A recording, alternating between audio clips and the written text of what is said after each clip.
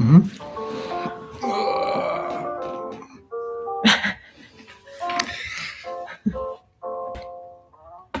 There we go. Hello. You guys hear us?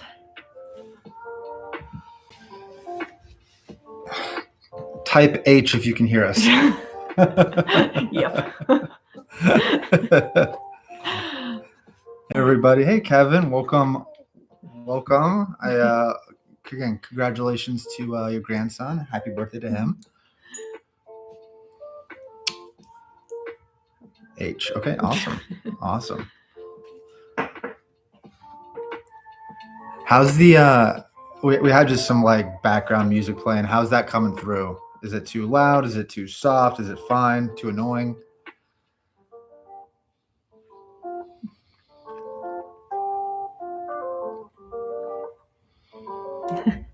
Thank you. A little loud. Got it. We also move it further away too. Oh yeah.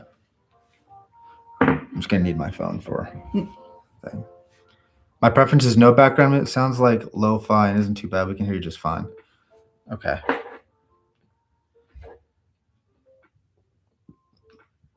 Okay. Oh. Oh, I get that. No, I think we're good. Okay. Well, again, it looks like there's a few people in here. We again, hey everybody, thanks so much for coming in. We really appreciate it. We posted our reaction on YouTube to the finale, and hope you guys enjoyed the trauma. Yeah, hope you guys enjoyed watching to it as much as we enjoyed crying to it. Yep. That was a choice to watch on my birthday. That was a choice. Thank you, David. I mean, we loved it too. Well, we loved parts of it, hated parts of it, but it's funny. It was like love hated though. I was talking in the Patreon chat even late last night that like I need to like edit this thing. I'm like really late. I hope I get it done. And so I was up like last night editing, this morning editing it, and editing the Maddie scene where she like, I'm still angry. Still angry. Turns Kate over, but then just moments later, there's just instant satisfaction when karma hits. That was I rewatched that scene like 5 times as I was editing it. Oh, that's good to know. Rabbit just has all these like little insights. These little fun facts, exactly. Would have been good to know that before though, Rabbit.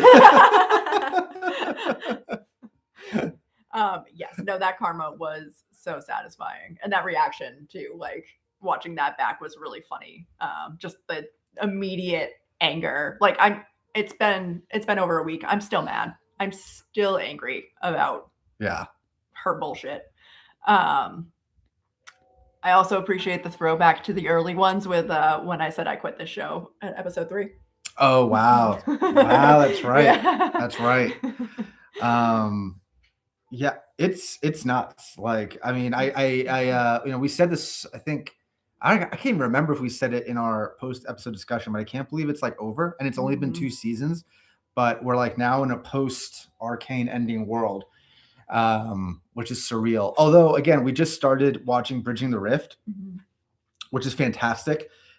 We did post one of those to our Patreon, and we actually just watched the second one today, and both are just awesome. So we're looking forward to like more of that stuff and getting into more League content too.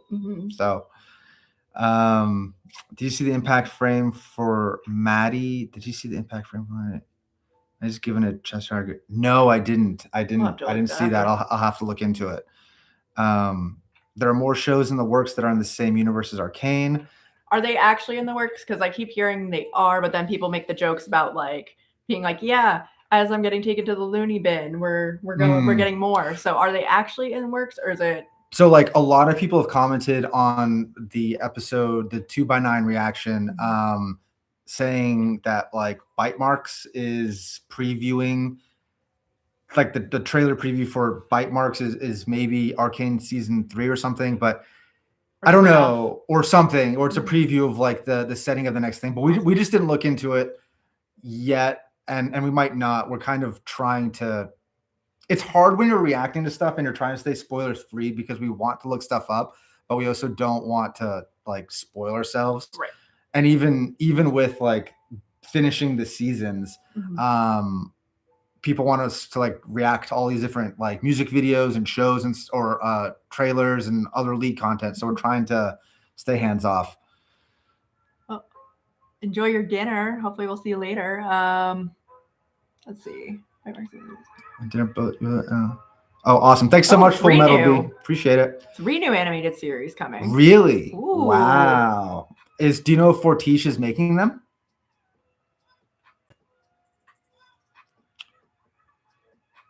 I mean, duh. Oh, that's man. A great reaction. And I appreciate that we also now know who Christian is since we watched the first 2 Bridging the Rifts. Yeah. The final shot of the show. In what sense? Like, I think that, so in our post-episode discussion, we kind of theorized whether or not Jinx was alive. And I think that people are kind of overwhelmingly like confirming that. So if that like, and then I remembered that Jinx or Powder said something about airships, but they said that it was like one of those one day. They said that it was actually in the first episode. I just didn't remember it was then. I think I said that in the reaction, actually. You might have. I don't remember. Hey, Michael. So happy to have you. But yeah, I don't know. Okay, that's a yes. I wasn't gonna explain. Okay, yeah. Appreciate that. It was Powder's very first line. Really, yeah. So many things like that. Like I'm so looking forward to like going back and more Jinx and Echo and seeing it. Oh, really? Well, this is the story of Jinx and Echo is worth continuing. You better not be teasing me like that. Definitely, we would. I mean, we're watching the Bridge in the Rift, and he was talking about how it was like kind of difficult to like get money for it, and if he needs to do a Kickstarter for a Jinx and Echo show, we're more than happy to pitch in. More than happy to pitch in. Yep. One day I'm going to ride in one of those things. Okay. Yeah. Okay. Interesting. Cool. Yeah. No, that's it's so. As great of a show it was to watch on like the first go around, we're really looking forward to watching it again. Just instead of trying to understand stuff, we're now like on the lookout for things. All the Easter eggs. Yeah, that we can appreciate more. Yeah. Exactly. And because it definitely demands a rewatch. You seen those drop with Jinx and Echo. Okay. Ooh. Yeah, we'll have to check that out. But yeah, let's, we have a list of some questions, and then feel free to drop others in. I figured that we would just start with like really quick basic stuff, and then we can kind of dive into like more, I don't know, like deeper questions. And again, feel free to pop stuff into chat, and like in between our answers, we'll look at it. Which of these 2 seasons was your favorite? I think the first one. I did still really love the second one, and I think we were saying it all along. There was a lot of moments in the second season that are, standout moments for sure of the show. But I think collectively, like the introduction to the characters, the development of Powder to Jinx, everybody, like season 1 collectively, I think hit harder. I mean, they definitely landed the plane in season 2, which I was a little bit worried about because there were so many storylines and so much to do. And like, we do still have more questions, but if there's going to be more content in the universe, it makes sense that they're not going to answer everything necessarily right now. But I think collectively, I would definitely say season 1. Yeah.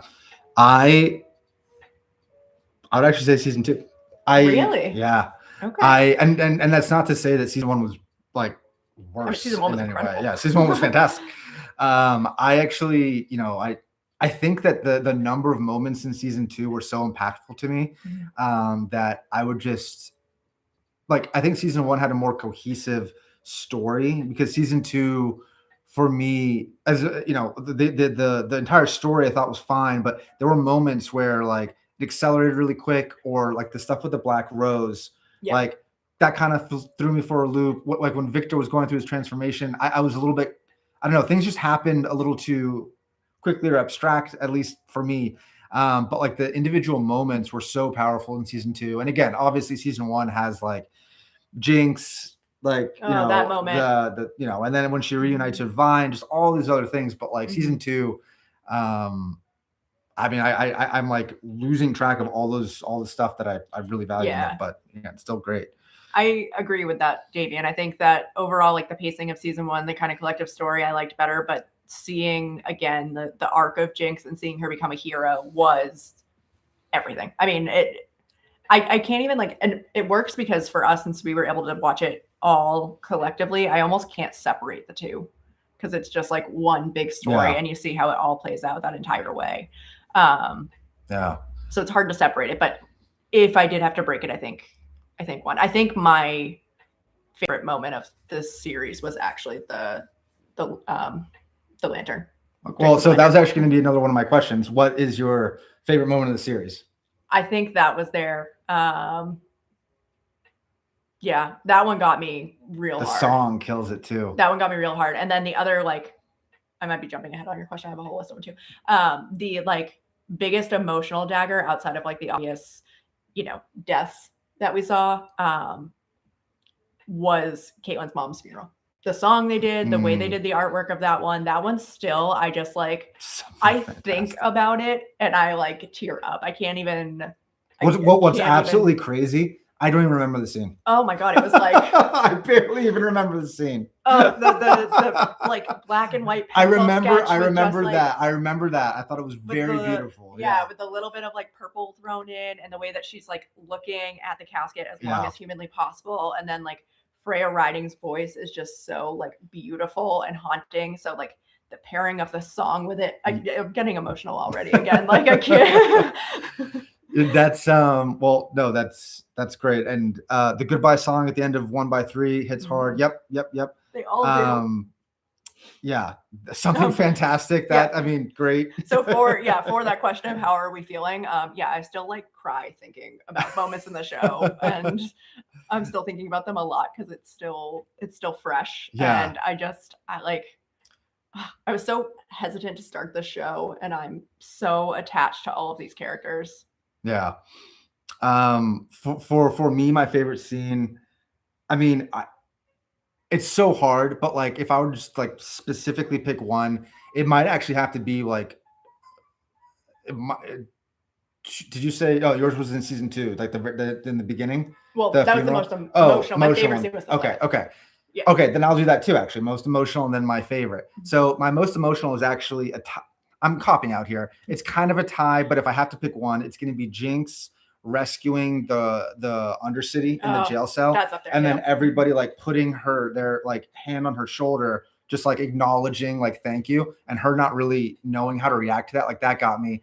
And then of course in the subsequent episode when Vi says like he's your father too, and you have the song playing, and then they all like hug, and you just like think to yourself of how, I mean, the trials that all of them had to get through to like come back together. And honestly, each of them had been like physically kind of mutilated in certain ways. Vander, obviously, Jinx, Vi not so much, but like still there's scars in different ways. I mean, she's emotionally damaged. Yeah. And then like, again, like one of the best scenes I think I've ever seen in any animated, I mean, just that bridge scene in season 1, episode 7, when Echo and Jinx are fighting that was really cool, unbelievable. I've rewatched that with Dynasties and Dystopia like a million times. I love that, and I mean, and again, Isha's passing too. How they did the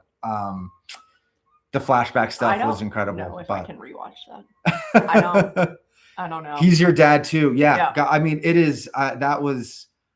I'm getting emotional just like thinking about it. Yeah, there's so many good scenes. I was gonna say quick hop out on Arcane one since we got a quick Invincible question. We are enjoying Invincible. We're a couple episodes into the first season. Well, almost over the first season actually. Yeah. Really enjoying it. Yeah, it's good. It's good. It's picking up, and we're looking forward to where it's going next. Now you know why the Phantom gets released. Oh yeah. Yeah, I mean, again, it's not like any show you've ever seen before, so you don't really know what to expect. And I don't think that most people that jump into Arcane like realize like how serious of a show it is. And they actually talk about that too in Bridge and Rift when they're trying to get like writers. for how likely are we to start preaching the good word of Arcane and spreading the trauma to folks. I've told everybody that I know to watch it. Yeah. I've told them that is the best show that I've ever watched, and do it. What? So, okay, well, I'm going to follow up with something you just said. That was a big bomb drop there. That was. It, you spread the word, but have you guys felt the frustration that I have, or at least the challenge that I have when somebody's going to enjoy a show, but you're going to recommend it, and exactly, and oh man, it's like an animated medium, and that they're ultimately not going to watch it, and you're like, oh dude, you're hurting yourself, you're missing out, you're depriving yourself of this amazing story. A lot of that, but the thing is I'm such an emotional hot mess anyway that I think about the scenes that hit the hardest in there, and then I start cheering up while I'm talking to them and telling them to watch it. So I'm like, no, seriously, you need to watch it. I'm like, it's not a cartoon. It's not. I can't tell you, but you need to watch it. Have we heard Isha's song lyrics? I will not look them up yet. I'm not ready. I'm too fragile. We did not look them up yet, but I will eventually. I'm too damaged. Echo vs. Jinx, one of the biggest flexes I've seen in the show. That was the moment. Yep. Mm-hmm. Yep. We'll definitely watch it. Do you have a moment to talk about Save Your Jinx? I'm going to start making pamphlets. We going door to door. We will definitely. This will be a Jinx talk. There will be lots of Jinx talk in this stream. Mm-hmm. Okay, I'm sorry. So before we get too deep in the comments, you said was this your favorite show? Is it the best show you've ever seen? This is my favorite show. Wow. This is. Again, give me a little bit of time on recency bias, but I cannot think of a single show that has hit me the way that this has. That's big. Everything about it, everything about the emotional depth of it, everything about the characters of this, I just, and there's little pieces in each character as broken and fucked up as they are that you see yourself in, and it just, I've never seen anything like it. I don't even know. I can't even, and beyond that too, it's so beautiful. I was one of those people who was it's animated, I don't want to watch that. It's stunning. I don't have enough to say about that. And then the music, the way they paired the music, it just hits. I don't know. Like I said, I can't even talk about it without getting. Yeah. So again, we finished the finale last Friday, so about a week ago. Look, I'm not ready to say that. I'm not ready to say that, not because, and it's funny because it's not because I can actually think of another show that I think is as good. Hijacked their Chromecast. I can't think of off the top of my head something that is as good, so consistently impactful throughout every episode of each of the seasons. I just, out of respect for every show I've ever seen in my life, I need to give it more than a week to think about it. So for me, I out of respect for the universe of shows, I need to give it. I was ready to say it after season 1, though. I think I did say that to you off camera. So it just kind of continued where it was I need them to land it, and they did. Look, it very well might be. I think I'm pretty confident to say that it's at least in the top 3, if not the number 1, which is crazy because you and I don't watch animated shows at all, and now an animated show is potentially going to be both of our number 1 shows. Mm-hmm. It's crazy. Mm-hmm. I got videos and pictures of their intense reactions with a big "How dare you make me cry like this?" Yeah. It's not recency bias. Yeah. And I don't want to oversell it, but it changes question. Forever. It does. Jinx, alive or not? What do you think? Are you pink string cultists or not? Alive. So, yeah, we are. I think I will hear no others later. Yeah, look, we took a stroll through the comments before we jumped on the stream, and we picked again. I when I was watching the actual episode, I'm I feel because Caitlin was looking at the ducks, mm-hmm. and holding Jinx's bomb, and then the ship, and then the ending kind of jinxed out a little bit, Mm-hmm. So I had a feeling that she was, and we also have a standing rule. So if you don't see a body, the character's probably alive. So yeah, I think she is, and I guess I'm jumping.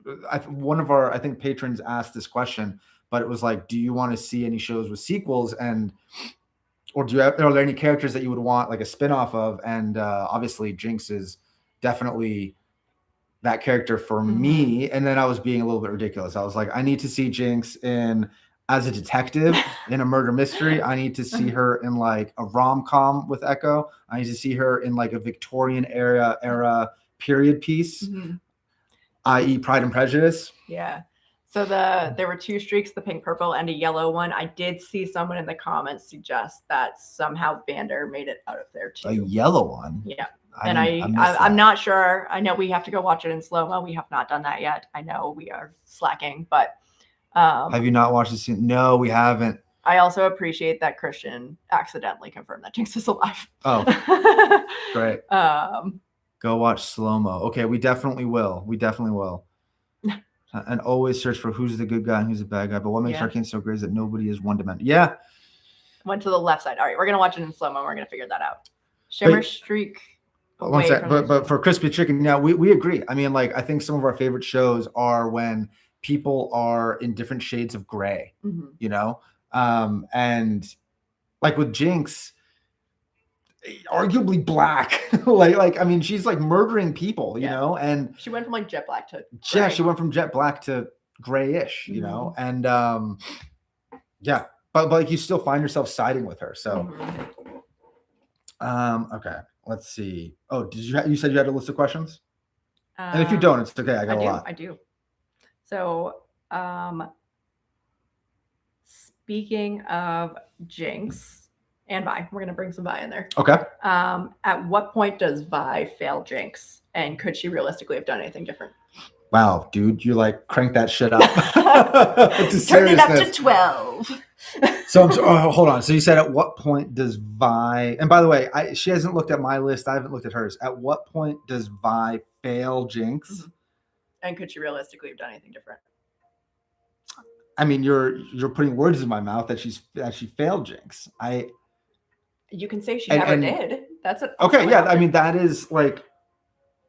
I would. I'm not in the camp that Vi failed Jinx at all. I mean, you look in the first 3 episodes, at least in my opinion, on the first watch, they're kids. Even Vi, she's a kid, and I don't think it's mean to sideline your younger sister from like a really dangerous job, you know. And like when she was trying to go rescue Vander, and then when she found out that Powder did what she did and it resulted in that stuff, like I think that's a totally appropriate emotional reaction. I mean, as an audience, you hate to see it because you don't want to, you know, you see what Powder's going through and you see the damage, but like, I wouldn't classify it as failing Jinx. And then even as an adult, like she obviously tried to find Jinx, and then I don't know. I wouldn't say she failed Jinx at all.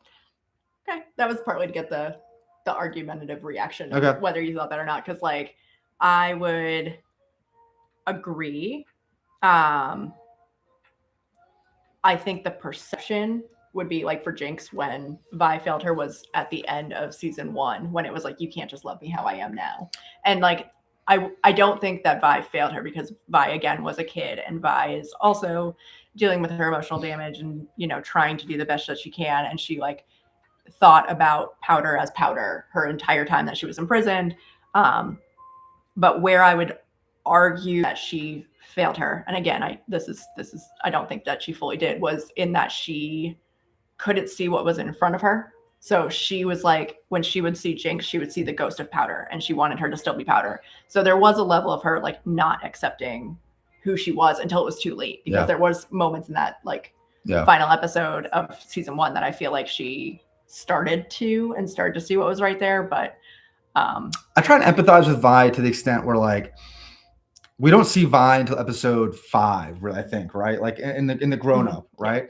And she's sitting and chilling in prison, and she gets plucked out of prison, and it's like, hey, by the way, your sister is a psychotic murderer, and we need your help to find her. And then over the course of, again, they don't really give us a timetable, but it seems like it's just a couple weeks that like Vi has been plucked out of prison. She's finding all this stuff about her sister. She's starting to have this romantic situation with Caitlyn, and then there's this existential like war going on around them. I mean, I think I don't know how anybody can like handle all of that, you know? So I don't know. I don't blame Vi for those things. I felt bad that in episode 7 in season 2, where it was like, oh yeah, Vi died, and everything was great. I know, that was so sad. I mean, again, it wasn't also just Vi because it was a chain of events, right? Because like Jace either died or he didn't get like all the hex cores. Victor, he didn't get the right rune to be able to like expedite the processor. Well, and then Victor wouldn't have like come to help. They together wouldn't have made the hex cores. Caitlyn, I think somebody said Oso was confirmed to have died, so like it wasn't just Vi, but yeah. So we're just reading a couple. Adults couldn't handle. Yeah, Damien, I completely agree.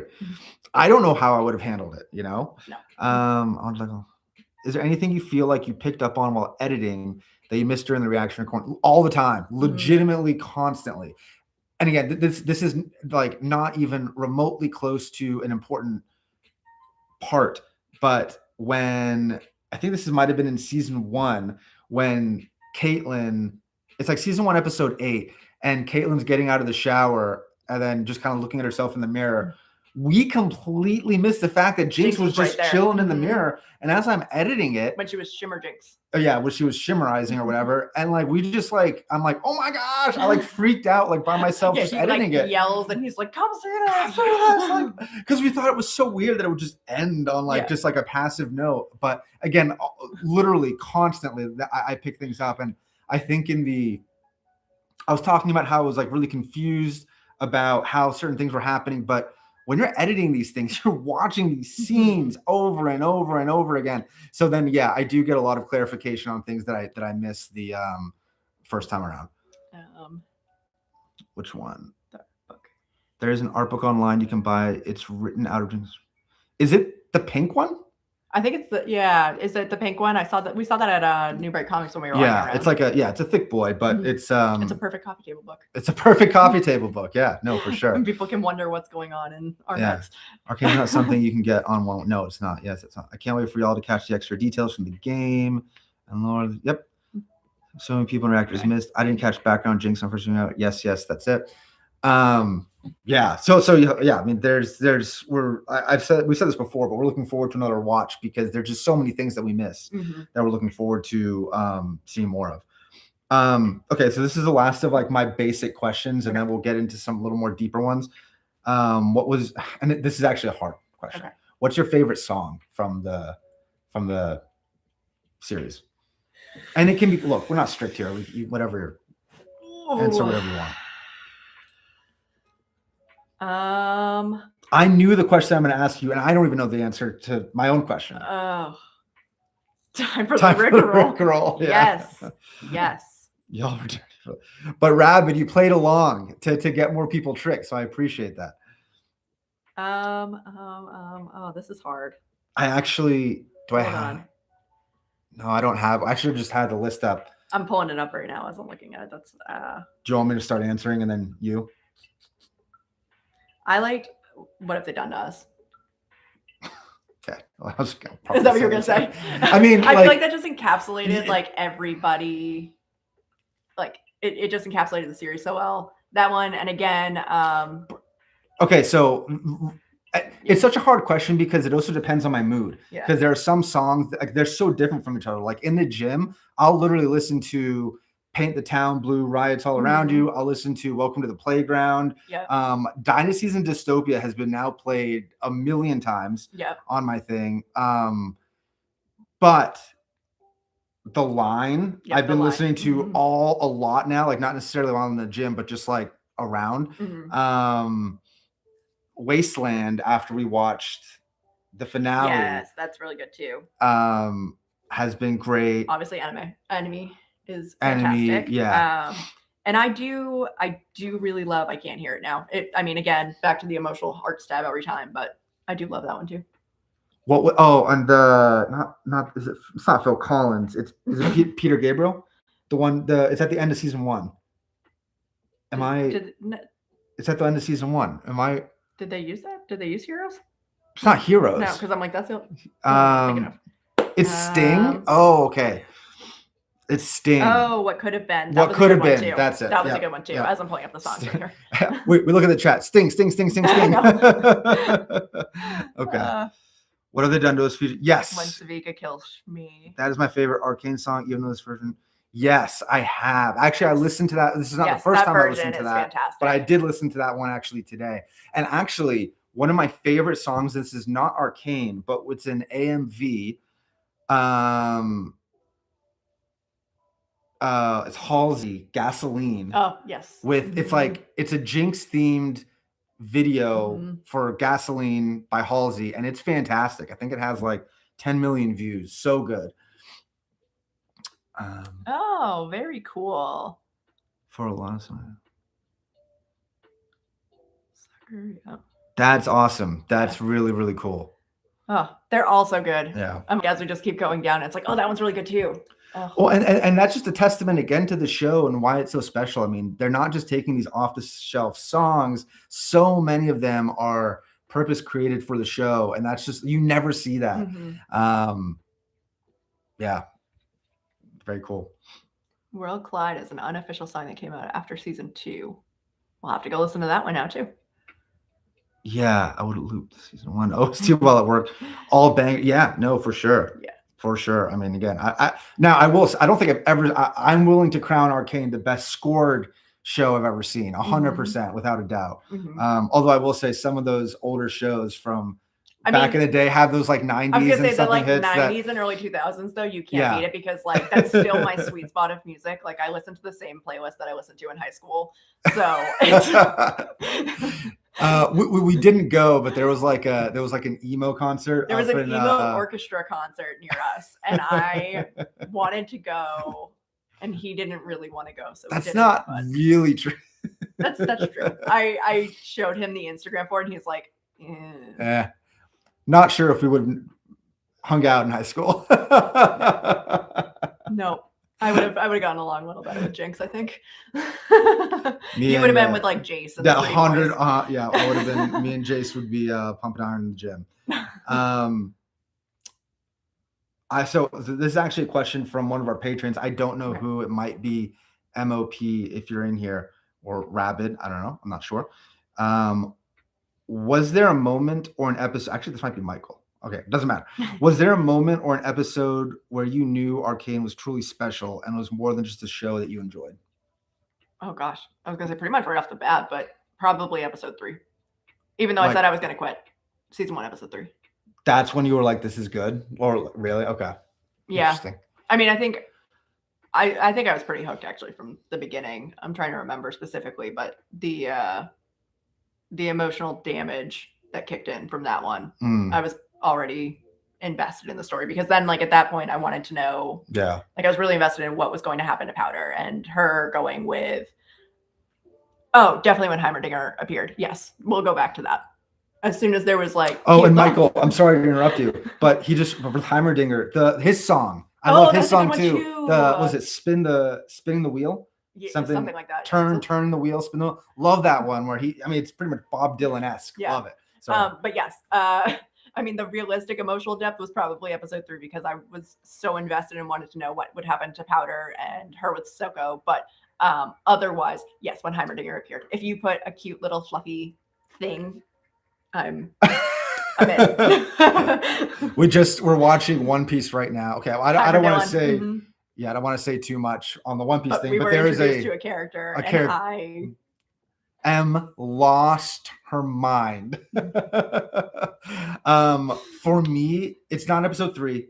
I think it was actually the end of episode 4, maybe even episode 5. Okay. So like, I think it was episode 5 where I'm like actually like really hooked on this because like I was interested in the arc 1 plot, but like I was really interested in the transformations that the characters we saw in arc 1 took and how the world had changed. And I really wanted to see those characters like live in that world. And also just immediately I was like, oh my gosh, I was so excited for the reunion eventually for it to happen. So I think episode 4 or 5 was when it like hooked me.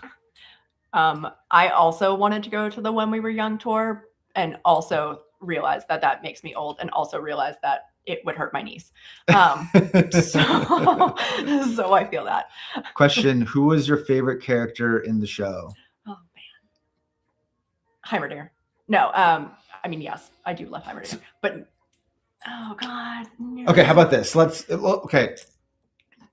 we're getting to your question, Justice, because I don't want to just say Jinx, because Jinx honestly was my favorite character in the show, but I want to like think deeper about it. Like if there was Yeah. another character that I thought was like really compelling. Um, God, all of that. honestly, Mbessa, like Ugh. fascinating character to me. I mean, every time she was on screen, she kind of commanded the screen. Yeah. And I kind of love to hate her. And like that fight scene at the end where she was just like taking on Mel and Kat was awesome. Like really excellent villain.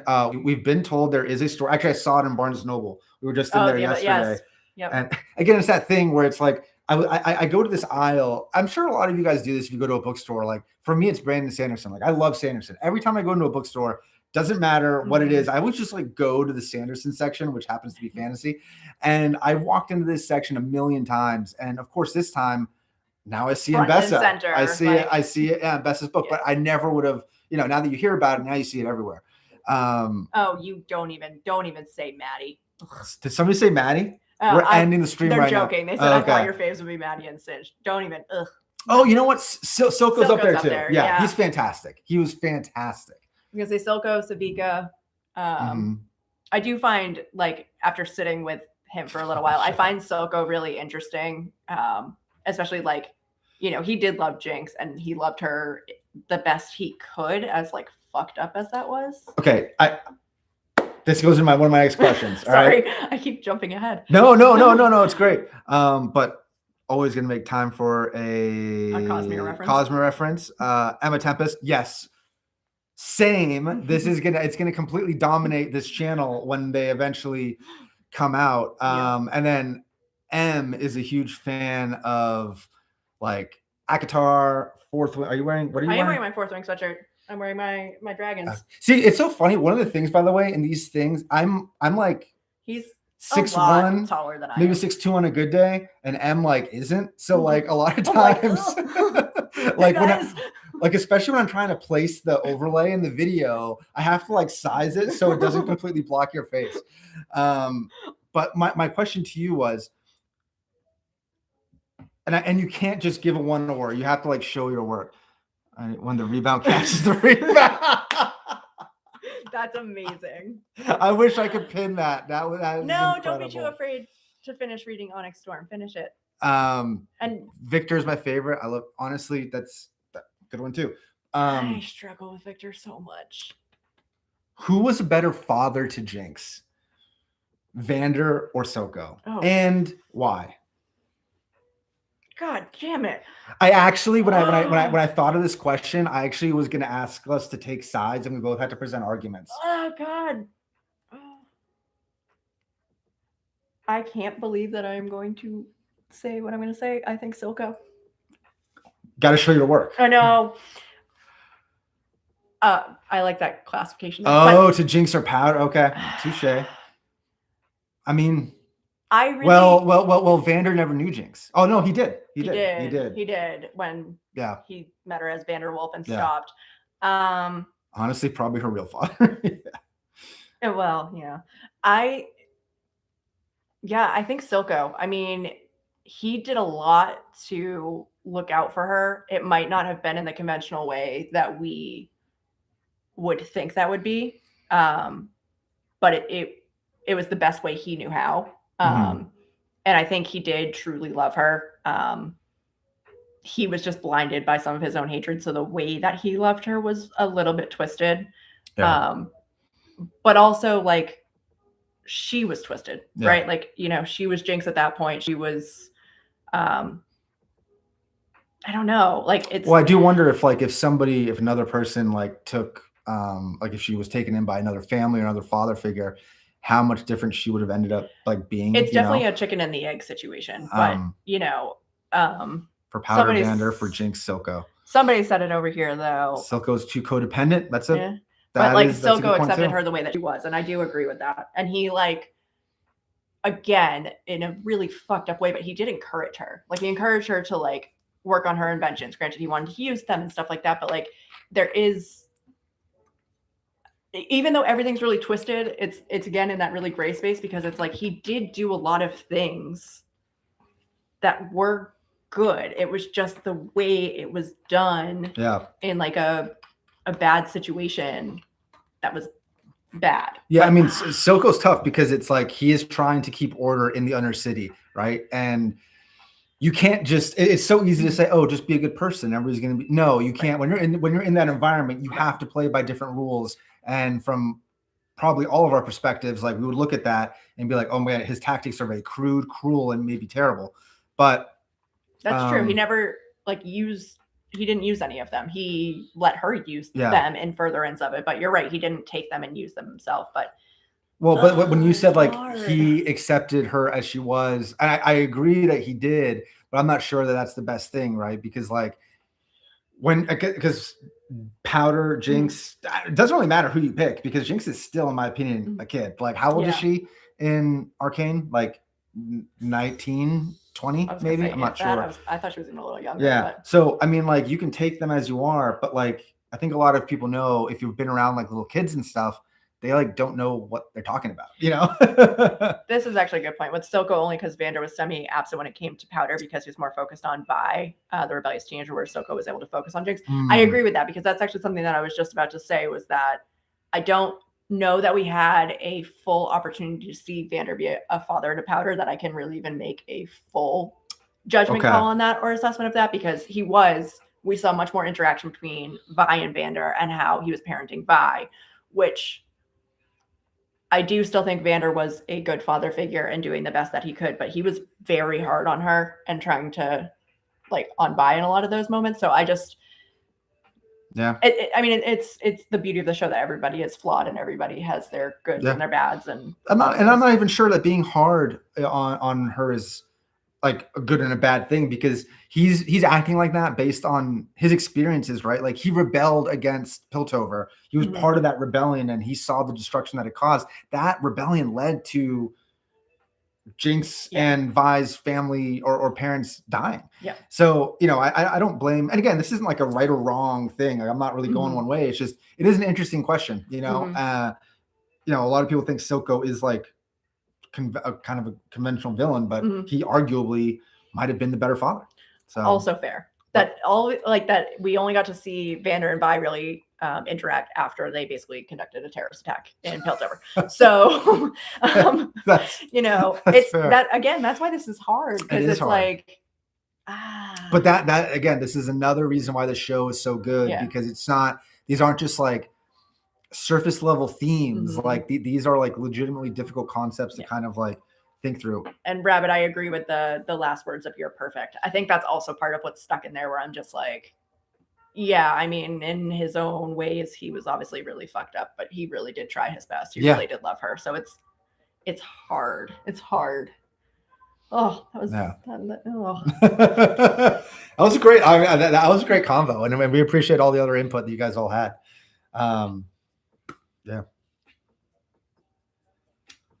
How do you think Jace evolves morally once he gets some power?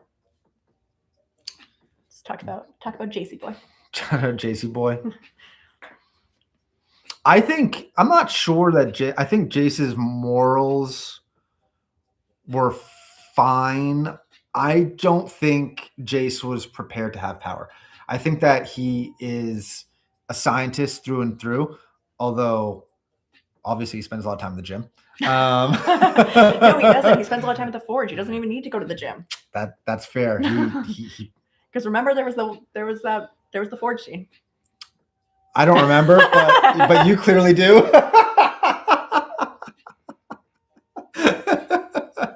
But yeah, look, I mean, I think Jace generally has a good head on his shoulders. Like from the jump, like he wanted to create, he wanted to cultivate these inventions to help people, and that was his guiding thing. And then once he gained power, he just wanted to maintain civility, at least from what I recall, throughout like Piltover. Whether or not the decisions to do that were right, I think I said this comment that in season 1, Jace did whatever the last person he talked to told him to do. Yeah. Whether that was Mel, whether that was the council, he was just so easily influenced by like all these people. And then, you know, when he was taken in season 2, and then he came back, like that guy was just rabid, man. Feral. I mean, he was feral looking. Now, to be fair, it's not like he did anything crazy when he was back in Piltover. No, like when he came back immediately, yes. I was like, excuse me. Yeah. But actually, okay, well, so I want to dovetail after I finish answering this. But like, you know, so I mean, did Jace's morals change? I don't know. I didn't really necessarily have a problem with his morals. I just had a problem with his decision making on what he would do. Yeah. Now, here again, I don't know if this is any consistency. Please elaborate in the comments. Now that we know what Victor told Jace before he sent him back, right? Why did Jace just go on a killing spree right away? Like, shouldn't have his intention been to like show Victor what was going on? And he didn't do that. He was just like, nah, fuck it, I'm just gonna kill you. Yeah. I mean, well, yeah, that's part of where it's like the moral question, where it's like, was he a little bit corrupted from power, thinking that like the only way to end this was death? Like, right in his head, when he's a little bit twisted from being under there or whatever, is that what he thought was his only choice? I'm still mad at him, so I am struggling there too, because that was, I mean, yeah, that was just one of those annoying scenes. And again, you see it all the time throughout a bunch of, that was probably my most annoying scene in Arcane. And you see it in all different series where like things are happening and then one person, just ignorant to like the overarching plot, is on their own thing, acts like a maverick, and ruins everything for everybody, right? Yes. And I almost feel like they just did that to move the plot forward. But like in retrospect, like if Victor told him like, hey, only you can show me this, and Jace is like, got it, and then he goes back and it's like, I'm gonna fucking kill you. Come taste my hammer, you know? And then it's like, I just don't. Victor says, only you can show me this, and Jace takes that as a blast. That was a Dodgers giving Thanos the time stone. Rabbit said it somewhere up there too about calling Jace a doormat, and I feel like that's really, really appropriate because again, we just saw that the whole time. You know, at first it seemed like he had a leg to stand on, and then it very quickly, once he got power, that went out the window. So I guess that's kind of where his morals are questionable to me, where it's like, did you ever actually stand for anything, or did you just put forward a good face to kind of get you where you wanted to be or where you should be? I think that's the struggle for me. It's like I don't know that I know what his morals actually are. Yeah. Again, I think that he's generally a good guy. I really do. I think he's a good guy that was imbued with an enormous amount of power and responsibility. And I think there are very few people generally that can handle that. So, yeah, but I think that was a good question.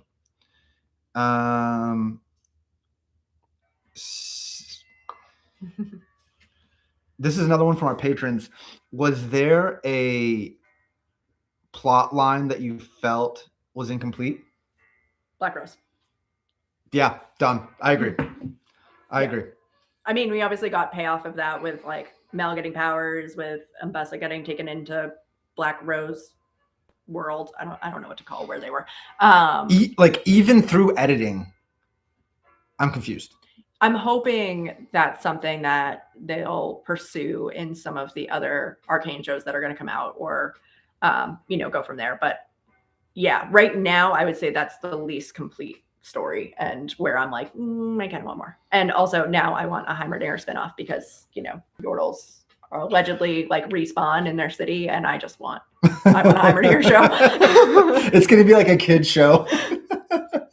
It's gonna be Heimerdinger teaching kids engineering, and I'm here for it. Oh my gosh. Could you imagine? Hey, go to Riot. Riot, yeah. I got an idea for you. Yeah, the Black Rose stuff. I mean, it's really interesting. Mel has all these powers. That's cool. And the setting where they go to this like alternate dark dimensions, kind of cool. It just it just was dropped on us, and we don't really know. And then they're doing this like Game of Thrones intermixing at the end with the three-eyed raven. You know, so like I Bran? don't know. Wrong show. Yeah, I don't know if like Jon Snow's gonna pop in and some dire wolves are gonna come in. Yeah, but the three-eyed raven at the end was also interesting, or the vulture, I guess. I'm not really sure. Yeah. Not a vulture, that was One Piece. Raven? Crow. I think it's a crow. Okay, Yeah. whatever. Have they said the Noxus show is going to be directly connected? Is some already sold? Well, the three-eyed raven is tied to a specific Noxian. Okay. Got it. Okay. Got it. Yeah. So again, we have absolutely no context regarding that at all. Yeah. Go for it. All right. Is the conflict between Piltover and Zahn a story about inequality or about cycles of violence? Bro, it's like 9:20. You're dropping these like hard questions on me, like I think through. Okay, can you repeat that? Is it the conflict between Piltover and Zorn? Is it a about inequality or cycles of violence? Is it about inequality or cycles of violence? Yep. Is it more of a like this conflict is ongoing because it's been going on the whole time, or is it actually about true inequality between the citizens of Piltover and the citizens of the Undercity? I think I don't want to have a cop out here, but I think it's kind of both, right? I mean, the inequality propagates the cycles of violence. When you treat people as less than over and over and over again, I think the inevitable result is going to be revolution-like activities, and then you know against Piltover, and then that causes blowback on Zahn, and then it goes. You know, it just goes back and forth, and then people just start to forget like it becomes generational. You know, the hatred becomes generational. And, I mean, you see that in real life. So, yeah, I don't know. Yeah, I mean, I think it's both also. I think that we saw like the cycle of violence kind of take over like at the end of season 1 because they were ready to make a deal. There was going to be conversations that happened. There was going to be kind of, you know, maybe progress. I mean, it's easy to say that because that's like the idealistic side of it, that they were going to make progress there, but there was at least going to be the conversations there. And then, you know, Jinx decided to bomb the council. So it's and that's what made it so hard because like the entire season, they're not exactly working toward a truce, but like that is the goal. And then they have it in hand. She doesn't know that, but has already launched it. So it's hard because it's like, you know, while the initial problem came from inequality, the cycles of violence definitely perpetuated it, and the generational violence. And then like what really spurred the conflict to continue was this cycles of violence. So it's like, and I think in so many situations, like real life shows, whatever, it's so hard once like both sides have been aggrieved and have been damaged so much for one side to say, I'm done. Like I'm willing to like let bygones be bygones and just let it go, because it is hard to let go of like all that damage in history. So good question. Heimerdinger is the real villain for not taking care of Zahn. I will never see Heimerdinger as a villain, ever. The real villain is the friends we lost along the way. That is, watch the ending explosion reframe and you'll see a purple streak. Yep. We have been informed that Jinx is alive. It was on the condition that Silco give them Jinx. So do you think he would have? I don't think he would have. I don't know right. that It was on that condition. I don't know that he would have actually handed her over. So again, this is all like theoretical that they were going to come up with an agreement. I don't know if they would have found a way to come to one anyway, even if Silco never gave her up. The fact that there was at least going to be a conversation started is progress. So I don't know. I don't know. Again, we're sitting here like writing an alternate universe, and what happened, and it gave us a fantastic show. So I can't say I'm not okay with how it went, as horrible as that sounds, but the true villain is the Jace's sandwich. All right, I got one for you. Okay. What's one character that you would actually remove from the show? Oh, you had a choice.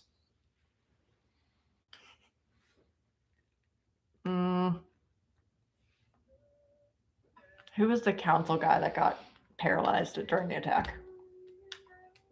I don't know his name, but I know who you're talking about. The guy with the tattoos? Yeah, that Imbesso like went to go manipulate and became one of like Victor's cronies. Okay, who's the main character that you remove? Sallow, thank you. Sallow, yeah. A main character that well, okay, so are we just taking out the fact that it would like make the plot not make any sense then? Can we? It's your rules, man. You can do what you want. Because in that case, Singed. I all of those terrible things that you did. And then I think for me too, like we got some of his backstory too late about him like trying to do all of these experiments to save his daughter. I think, I don't really have strong criticisms for the show at all, but I think if they had maybe introduced some of those earlier, then I would have been slightly more interested in him. But like by the time that they introduced them, I just already hated him so much anyway because of the destruction that he had caused with doing that, where it was like they did it as like the perfect foil to Jason Victor, because Jason Victor, we got them like wanting to help first. We got them that they like want to build Hex Tech to make a better world, to do all these things, to heal, to give people advancement and everything like that. Whereas Singed, we got it in the reverse order. So we got all of the terrible things that he did and creating Shimmer and experimenting and just like, making the Undercity awful, where it was like they might have had the division and inequality, but like the Undercity had a good life before kind of Silco and Shimmer and all of those things sort of started to make it a little bit rougher, in my opinion. I mean, from the brief glimpses that we got. The brief glimpses. So like to then get, his story later that he did that for his daughter, like, okay, sad, but I don't really care at that point because you've already done so much damage. And then, like I see some people saying in there, he got away with everything at the end. Like he's the only one. Everybody else has like, deep wells of trauma. Supports this only. Wait, what was that? Oh. Clip it. Honestly, the George R. R. Martin like bribe members of the riot. It's like, I want Singed to go through. It honestly seems like a Game of Thrones character. Just kind of a complex person, kind of shitty person that just ends up fine. Great answer. Great person. I did not think about it. I probably would have picked Singed. I didn't. My answer is going to piss people off probably. Oh boy. I hate to say it. I could do without Mel. It's mostly again for it's for multiple reasons. Timu Vander. No, he's got to stay. He was good. Timu Vander he's one of my favorite characters in the whole show. She's my league mate. How could you? If you think Sid was bad now. No, for Mel, look, it's no chance. Okay, yeah, 100%.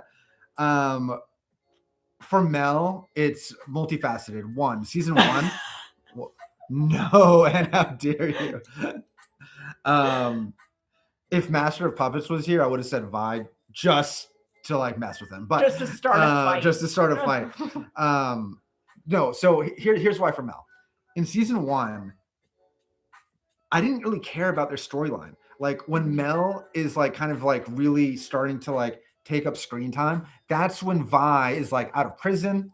That's when she's going after Jinx. That's when they're doing their whole thing. And it's like whenever you have a story that segments the focus on different sets of characters, I feel like everybody agrees like you probably have like one or two characters that like this happens more so in books. Where like you love the chapter of one person and you're like, shit, it's like a different perspective and you have to go through that. That's what I was like in season 1 with Mel. I was like, I don't care. I just want to go back to Jinx and Vi. And then in season 2, I liked Mel a lot. She definitely came into her own, but then like the whole Black Rose stuff, I was like, I don't really like, you're just dropping this on me. I don't really get it. Like, and it just interrupts the story a bit. So that's why I just felt like, although overall I like Mel, and I think that I really liked what she turned into. And I agree, Kevin, like without Mel, they at least Caitlyn wouldn't have survived. And Sev, God forbid anything happens to Sev the fisherman. I just felt like she just had harsh interjections into the storyline, and I could have done without those interjections. So as long as we leave Caitlyn alone, we're good. No, I'm a huge Caitlyn fan. Yeah. Huge Caitlyn fan. Yep. Yeah, but I need to pick a main character. Mel looks simply adorable. That's enough for me. Yeah, I mean, I do agree with you to the extent of like in the first season, I didn't care very much about her. Same thing with Victor. Like in arc 1. Oh, like, I was convinced that I mean, it's kind of funny because he did kind of end up becoming Yeah. the main antagonist. But the whole first season, I was like, oh, he's bad. He's gonna be bad. He's gonna be the bad guy. Oh, that's fair drawing. That's fair. 100%. I get it. Again, I'm not saying this is fully rational. I'm just saying that, like, Yeah. you know, I'm just telling you how I. Who's so- Caitlin? We Caitlin. don't Okay. cupcake. Mhm. Okay, my next question. Please break down the jail scene. Frame how you felt frame by frame. Get it. It's like the Taravangian effect. You don't really care until Yeah, Mhm. great. Oh, Very much so. I love when people drop Cosmo Very references. much It's so. awesome. Fantastic. I ended up being the series. Yeah, no, totally. I think I asked 2 in a row, so it's on you. Okay. Please hold. Okay. And it's funny, like so many people in the comments of like season 2, episode 7 and 6 and all this stuff leading up to it were dropping so many subtle hints or little remarks to that jail scene that like we didn't understand. Like, and it's funny because like so often like we don't know something's a spoiler until somebody in the comments says like, dude, spoiler, because like things like you don't know what you don't know, right? So but like after that scene, I'm like, okay, I get it. So since you brought up the jail scene, how does the dynamic between Cupcake and Vi shift their perspectives? How does the dynamic between Cupcake? Not just the jail scene. I mean, their entire relationship from meeting to end. I have to say, I love that kind of general trope where you have like somebody that's in the aristocracy, and then you have somebody else that's like kind of from the, I guess, the proletariat, if you want to call it. Vi is not the proletariat; she is part of, I don't even know, like the just call them the common. The common folk, whatever. I love that general like trope and seeing people like that get together, and have and I think they shift perspectives in the normal way. Like I don't think that anything was special in how their perspectives shifted from any other show I saw. I mean, obviously, Caitlin gained more appreciation about the struggles going on in the Undercity, and she used that to kind of compel the council and tried her best to not like just get them to just rush soldiers in and everything, and maybe take a more surgical approach to it all. And then Vi has grown up her entire life hating Piltover, right? And now she's falling for somebody from Piltover, not just falling for someone from Piltover, joining the Pilties, join the police force, you know? So like most things, you meet in the middle, right? And I think that's good in many cases. No, I agree. And someone pointed out in the comments too that we did not pick up on in the in real time, but in the final scene when Sabika sits down at the council, she had Caitlin's mom's chair. So that was supposed to be Caitlin's chair. I saw that. Yeah, meaning that Caitlin gave it up so that the Undercity would have representation. I love that. So I mean, that's the biggest thing. I think, you know, Vi became more accepting of people in Piltover, and that there's more than just what she thought. There's more than just like the hatred that she had built up. But I think that Caitlin's perspective maybe shifted more, and we saw the swing both ways, where it was like, you know, she kind of loved or started to accept the Undercity, or started to feel some sympathy for them and wanted to do things better, and then to like back to hating it after Jinx killed her mom, and then back again to, you know, I'm going to actually give up my seat on the council so that the Undercity has fair representation. So I think Caitlin probably actually had the larger shift in perspective. That's fair. I think, yeah, no, I agree. I think I agree. Yeah. Can you read it? Yeah. What's it like not binging this series or other series you're reviewing when you actually really want to continue watching? Do you think it helps engage more or not?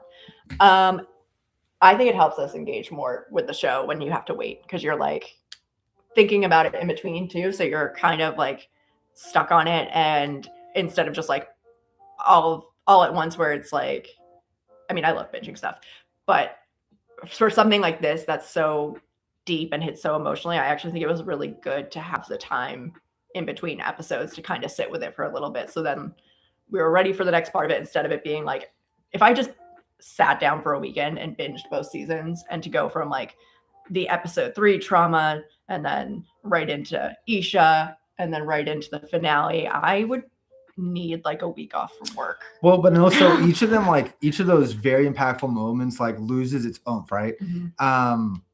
So a couple things, like Em and I, we have like a foot in both worlds. Like when we growing up, most of the shows that we watch, again, we're in our mid 30s. Most of the shows released one episode a week, right? There were, and then with the advent of Netflix, it was like, holy shit, just everything gets binged all at once now. And we were kind of feeling like a shift that's going back to more episodic releases. And I think that both have their own place, but when it comes to a show like this, I do appreciate having some time to digest the events of it. And also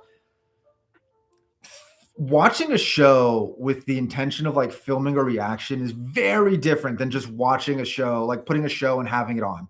Because, and here's just a little bit of backstory for why we started our channel.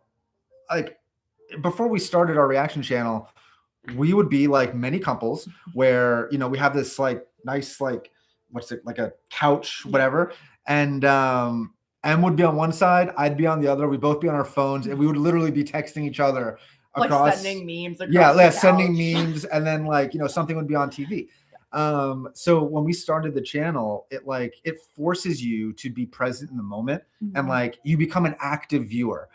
Because I mean, one, you have to say things, like you can't just internalize your thoughts or else there's nothing to react to. But like, so you have to actively participate in the viewership of the show. And I think that helps you engage more. It helps us pick up a lot of things that we normally would have missed. So that coupled with like once a week definitely helps. Although I will say it is hard. Like, yeah, you do, especially on cliffhangers or on really emotional like moments that you want to see resolved.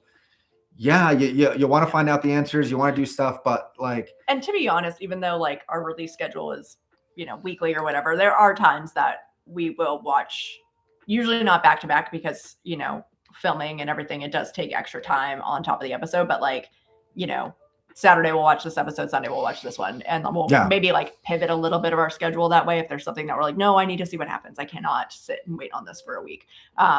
So that's kind of where like En was saying, where we like straddle the line between, you know, episodic and being binge watchers at the same time. Like for instance, right now, so we just released yesterday our reaction to episode 6 of One Piece, and like everybody, like literally half the comments are like, oh my god, episode 7, like episode 7 is the best. But so yes, there are high expectations for episode 7, but we are going to take some time before we like end up watching that. But also at the same time, we can't take too much time because then it's like, because these things take time to edit. But given how 6 ended, I'm like, into the next one, let's go. More chapa.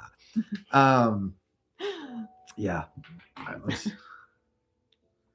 Let me see. I think actually because I want to make sure all the Patreon questions were asked. Scenes that you would have, I think there's 2 questions from the patrons that I'm not sure I asked yet. Are there any scenes that you would have loved to see in the show that maybe weren't in there? That's kind of a difficult question to ask. So put your Christian hat on. I personally could have used more jail scenes. Oh, that's hard. Heimerdinger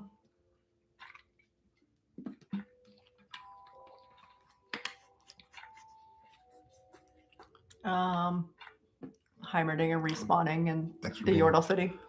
Oh my god, that's fantastic. Can you, so like, oh god, I'm so sorry guys for the Sanderson mentions. So in Stormlight, he's not sorry. In Stormlight Archive, Brandon Sanderson's like magnum opus. They have the big novels, but like because he's a psychopath, he writes novellas in between some of these like massive tomes, and that would be a great one. Like a Heimerdinger, what's it called? Grable City, Yordle City. No, help us out, guys. Oh, whatever the Yordle City Yordle name City is. is Basil City. Brandel. There you go. Bandel. Okay, Bandel City. Okay. That would be great. Mhm. Or oh, you know what? It would have been like a great like 5-minute anime, It's gonna be like longer than little 5 minutes. like a trailer. I need more or than something. 5 minutes. The scene where Isha doesn't die. Yes, that also. Agreed. Emma, amazing answer. Yes. Okay, I'm stealing that one. Check, done. Yeah, that one. Echo and Jinx building the airship and preparing for battle. So that would be a good one. So okay, that was gonna be my thing. I would have liked to see Echo and Jinx have happiness in this dimension. Yeah. We saw it in like the other dimension, but that wasn't our Jinx. You know, right. That wasn't, and I wanted so much for Jinx to have that reconciliation with Echo, not her trying to like blow them both up. And a little bit more too from the like, she's trying to blow him up and then he says whatever and they like stop, but to go from where she was ready to like take her own life to then coming in as the hero again, like a little bit more of that kind of development from there would have been nice too. That's fair. And sorry, this is a totally tangential thing. I don't know what triggered this in my mind. Em and I do read like a lot, and it's really interesting because a book that I guess this one isn't super recent. I've never read fan fiction before, and she knows where I'm going with this. I've never read fan fiction before, but there was a Harry Potter fan fiction called, what's it called? Manacled. Manacled. And then became alchemized. That then became for publishing. It is very, very like, it's a tough read, but it's so good. And I'm curious if there is any like Arcane, like legitimately good fan fiction out there that isn't like dog shit, because the one for Harry Potter, that was like actually that was legitimately fantastic. It was just that was a tough read. The jail scene was originally going to be longer. Interesting. 50 Shades of Grey was originally Twilight. I did know that. Yeah, we knew that. Yeah. Actually, Christian confirmed Echo told Jinx about the other world, and that Jinx told Echo she's okay. Thanks for letting us know that. Yeah, Michael. That gives me some happiness. Yeah. Ton of fanfic, but it's kind of all over the place. There's so many fanfics. Okay. Thousands. Okay. Yeah. If you have any good ones, let us know. Yeah, for sure. Yeah. And then let's just because I want to make sure that we touch all the patrons. Somebody, I think this was Rabid. You asked about like the music soundtrack tier list, and I don't know. We ran through. We kind of were running through it. Yeah. Yeah. Characters.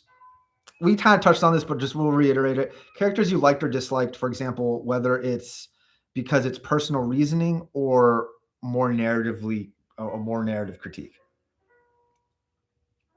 I never liked Victor. That's fair. I mean, you can go back to like the season 1 reactions, and I didn't trust him from jump. There was something about him. Yeah. I just didn't like it. I thought that, and I get that. Maddie. Do I even need to say her name though? Like that's. Dang the shit. I know. I don't know. I never jived with him. I was always really skeptical about his like pursuit of progress, where I like bought Jace's more of like actually wanting to do it for, virtuous reasons. And I think that Victor's was a little bit selfishly motivated because he wanted, a cure or to heal himself. And I can get there. I can get on board with that. But like, because it was never articulated, it just came out in like the way he interacted. It always gave me pause of being like, well, is there something else there? And then, for him to become what he became, I never liked Victor. That's fair. Especially when he has an Eastern European accent. Fun fact, that's where I was born. I was not born in America. But I agree, but for different reasons. There is a small fan base that are generally convinced Maddie is a victim of Mbessa manipulation. And dude, yeah, Let me at them. That's not a bridge I can cross, man. Let me at them. I'll fight them on that one. I did appreciate your warmth. That sounds so I know, it was icky. It was icky. It's gross. I don't like, give me the jail scene all day. Like, I don't like during their astral bro hug.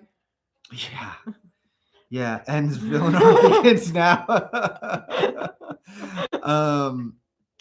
I also disliked Victor at the beginning, not so much because for the reasons you mentioned, but it was very similar to my thing with Mel.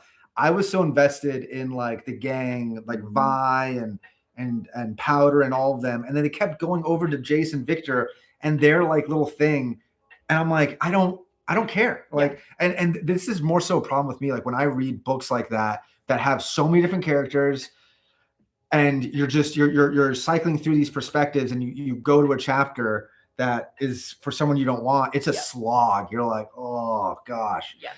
And that's kind of how I felt about those two. But yeah, I mean, yeah, the characters that I disliked other than Victor. I mean, I thought he was a fine character actually, but I disliked because the show wanted me to dislike them, and that's the purpose. Yeah. So I don't think there's anything.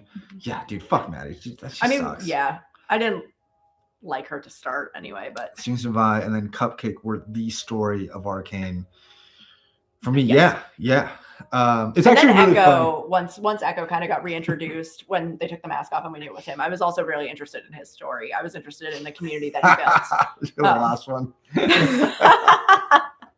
Oh. That's fair. I respect it.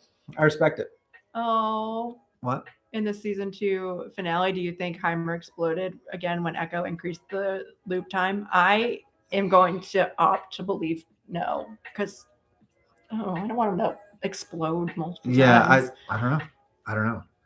By the way, this is just something off the dome. Do you think like there's no way, like you wouldn't want them to make a live action, would you?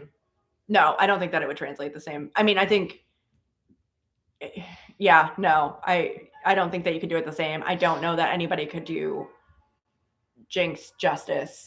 I mean, the only person you could put in there is Ella Purnell to actually act it out. They'd be insane. You'd have to put else. Yeah, Ella Purnell. You'd have to put Hailey Steinfeld. You'd have to do well about that. Are they doing a live action Arcane? No way. Are they actually doing the live action Arcane? There's a season 2. I would give it a chance. Well, so Token, I don't know. After watching the live action of One Piece, I'm not sure if anything can look with enough money. You can make anything look realistic, I guess. But yeah. Oh, FMK top 3 Marcus. characters in Arcane. Oh. Wait 1 second. So the Raptor King said, "Who's your favorite ship?" I mean, Cupcake and Vi. Like, is there another answer? Jinx and Echo. Oh, Jinx and Echo. Ooh, they're or Mel and Jace. Yeah. You could even say Vander and Silco, like not ship, but just like the friendship. The most important ship is friendship. Yeah. Maddie plus Bullet. You guys are insane. That's so savage, and I love it. Oh, they are doing. Sky and Victor too. Wait, sorry. Yeah, no, not shipping them. Sorry. Riot Games developing a live action project connected to the Arcane universe, while filming potentially beginning 2026. Okay. We'll see. I'll give it a chance, especially again, like. And again, well, as they said, it's in the Arcane universe. It's not necessarily a Yeah. I just feel like, I mean, look, like there are certain movies in the past 100 years that you're like, that's perfect. Like, never needs to be remade. Arcane's one of them. Yeah. Like not everything needs a live action, and so many live actions I've seen recently are awful.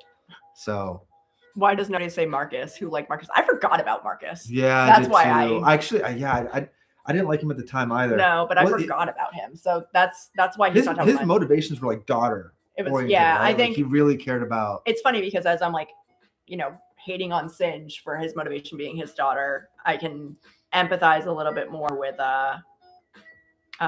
Marcus, I guess. But again, it's because of how it was introduced. It was introduced to us like at the same time that it was introduced that he's like working for Silco and doing these like shady things. So yeah, it's hard because like again, I got colored by how they did these things. But honestly, I forgot that Marcus existed until you just said that. So that's why I don't say him. And actually, I would have liked to see more of Marcus's boss, whose name I forgot, who is the same actress as whatever Avasarala from The Expanse. particularly remember. I don't remember. You've never seen The Expanse. By the way, that's another shitty thing about reacting. And we were talking with Kevin about this before, but it's also like Em and I watch a lot of shows, and we've seen a lot of shows individually, and it's, because we don't want to fake these reactions. Right. We have to come into shows that neither of us have like seen before. So, yeah. This one, the FMK top 3 characters in Arcane. Oh, top 3, the top. Fuck, Mary Kill. So is that like Vi, Jinx, and are they just saying? Which Rabbit? Which 3 are you saying? Are you saying we can pick anybody, or which top 3 are you? Marcus and Firelight. Stigma, Scarlet. You guys are crazy. Oh my god. Do you explore League of Legends cinematic indirect? Yeah. So Trodes, we are actually going to be doing a lot more League stuff. Actually, Rabbit and there's another person, Master of Puppets, and Michael. That's also in here. They've got a lot of content for us, and they're kind of be curating our travel through that realm, because we don't know what the hell we're doing. We don't know anything about League. Reactor's Choice top 3. Reactor's Choice top 3. All right. Go for it. Fuck Jace. Kill Singed. And Marry Echo.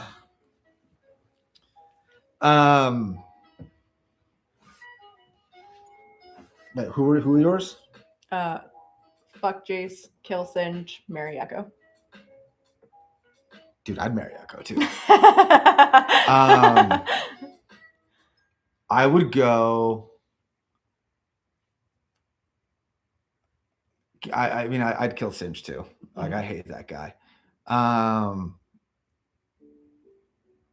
I would. Well, and looks like he should take that.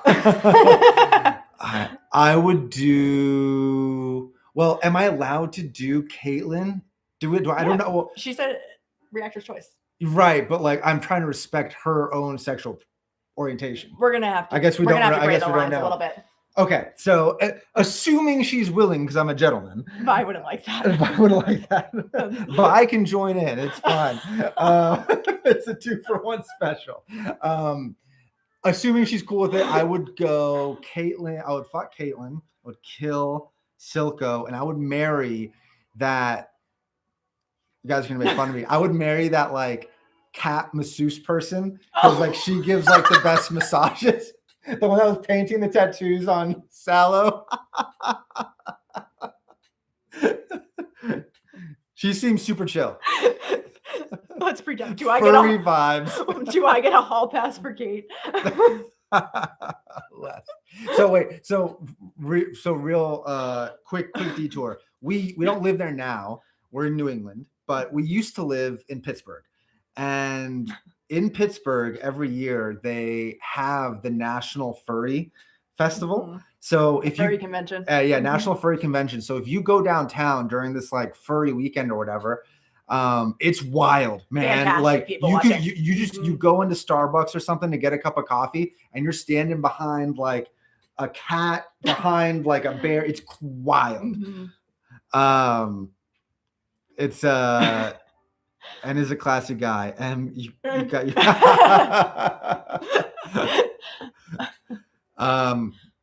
thank you, Rabbit, for the issues you're causing in our relationship now. No, I think there was another question. I don't know. We might have missed it. If we missed your question, just repeat it, because there was a lot of comments to that. Yeah, there's been a lot of stuff going on.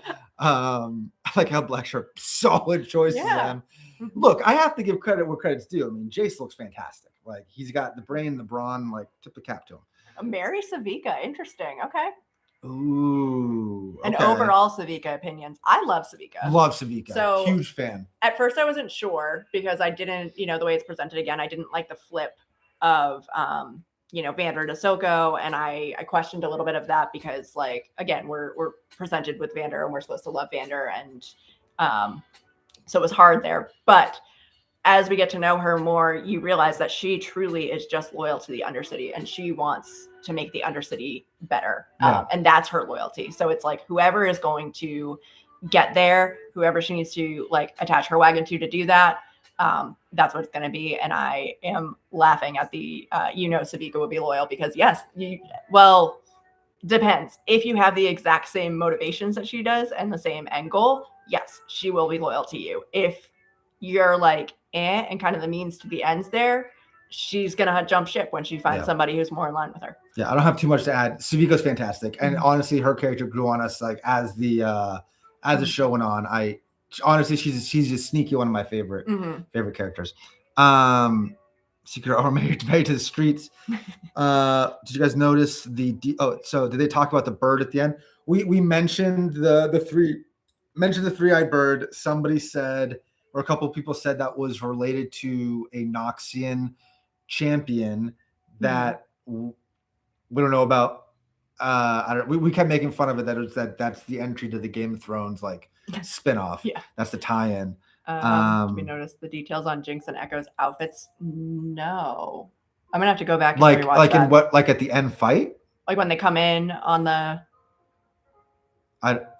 I'll have to go back and watch that again. I was just so like, I think we were both just like cheering that they showed up. Amazing entrance. You said it in the thing, like that is one of the best entrances. Yeah. And it's so perfectly Jinx, like coming on. Oh, they share each other's designs. Oh, that's awesome. We'll have to go back and look at that. I think we were both so. That's cool. I think at that point we were both so like overwhelmed with it that some of the details may have gone a little bit out the window. Well, because that happened shortly after the Maddie scene. I was out of my mind. Yeah. I was out of my mind. Yeah. Yep. That's cool. No. Cat Vi or Kate Vi or Vicat. I like Vicat. Yeah, it flows better, I guess. Or Vicate. Vicate. I keep dropping the I. It's always Vicate. Right, the ship for Jinx and Echo is called Time Bomb. Well, okay, so somebody in our comments, like I said. We said Time Bomb, but we said it about like when Echo was throwing the thing at Victor, and then they time stamped it, said Time Bomb in all caps, and I'm like, I don't understand like what is special about that. So that's the ship. The ship for Jinx and Echo is called Time Bomb. Okay, I like that actually. Was that revealed in the show, or is that like an extra that they talk about? Probably just lore outside of it. Yeah, I guess. Because in the other universe, they wouldn't have been Time Bomb because Jinx wasn't quite so bomby because she was powder. Hey, and wait, didn't Jinx already go on an airship before, like in episode 4 in season 1? When we see her, aren't they like smuggling that cargo on those airships? And she's like in the cargo hold. That's like the very first that we see of her as an adult when she fights the Firelights. She snuck aboard. So yeah, she was on there. So she was on an airship before, actually. I think it's different when you're snuck aboard. I guess so. Yeah. Versus like actually riding. She's the ship was on. Yes, but she didn't ride on it. It was stationary. Yeah. Okay, got it. What do you think the funniest part was in the show? There's funny parts in the show. Like, is this the show where the funny stuff happens? Silco had funny one-liners. Really? He had some funny comments. I don't know. He had some like sass that came out there. He had some good one-liners that came out. I don't know. I liked probably Savika and Jinx's relationship. Their entire relationship is probably the funniest part because it was just like the like that they would do before. I don't even know. One of my favorite is, I don't even know if this is straight funny, Savika's fight with the little mouse guy, Shmee. No, not Shmee. That's like Anakin's mom. Schmuck. Oh, Savika's new arm. Smeech. Yes, Savika's new arm. That whole fight was amazing, and like that Jinxified out thing was incredible. I forget that there's moments that I laughed in the show. The random goat dude, that one was killing me. I think I know what he's talking about, but I'm like forgetting the fireworks in her arm. Savika's when Yes. after Jinx Yes. did her arm, like the soundtrack and the music that came out of her arm, and then like the just like roulette of not knowing what was going to come up. Okay, No, look, I agree with I that. hate that we're beating this to death here, but go back to that jail scene when Caitlyn was like, "Do you think I needed all the guards at the Hex Gates?" It's like you're being, or it's like I hate to say, you've become rather predictable. I'm like, love that, and also when Something was beat to death.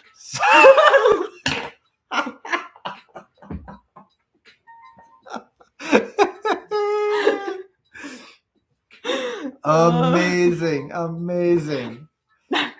You guys are incredible.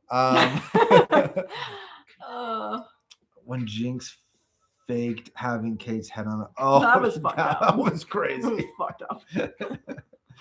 And she was like, come on, I wouldn't do that.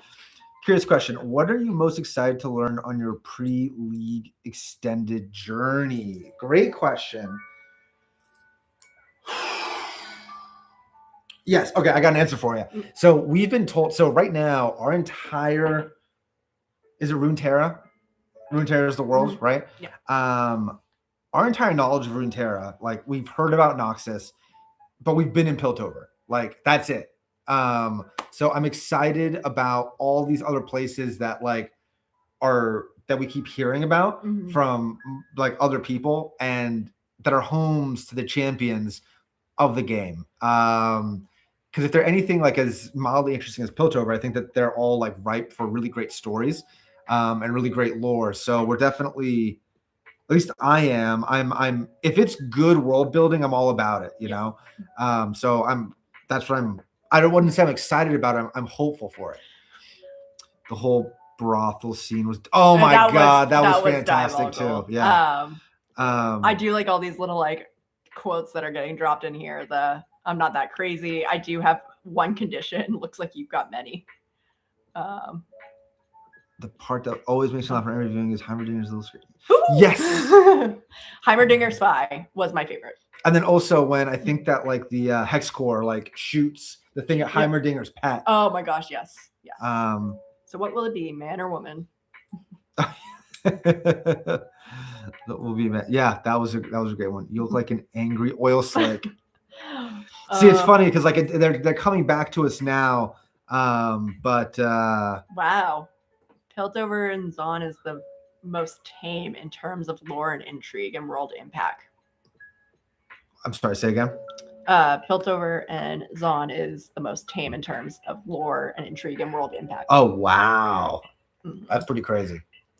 That is pretty crazy. Wow. Again, we're very open-minded about it, and we're looking forward to being kind of like led through that world. Do you think that after episode 9, Zaun and Piltover can truly exist, or will oppression still continue since Zaun only has devils on the council? Has devils on the council? I think that having Savika on the council in Piltover is a very good first step. I mean, there's all the comments about like, you don't marry Savika, Savika marries you that were happening up here before, but I mean, she's going to take no shit. And again, she truly wants the best for Zaun and the people of Zaun. I think that, you know, the people on the council in Zaun also like know her and know her intentions and are willing to work with her. And like, she's not a pushover. So like, she's going to look at the council people up there and be like, no, we're not doing that. Like, fuck yourself.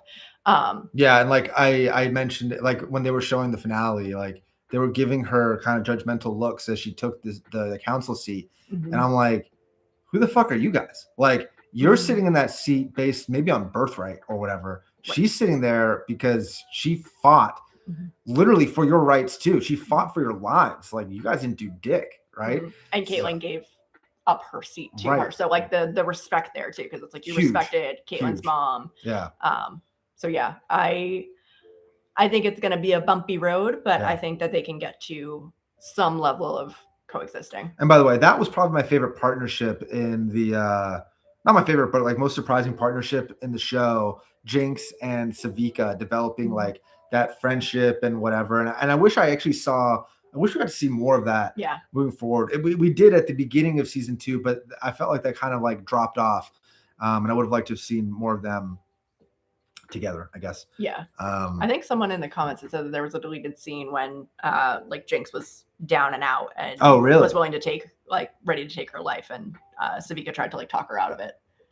What's wrong with my pants? That's an excellent one. Yeah. That was a good one. There were some amazing partnerships. Which season did you like better? We answered that at the top of the show, but just, M, it was season 1. Yep. For me, it was actually season 2.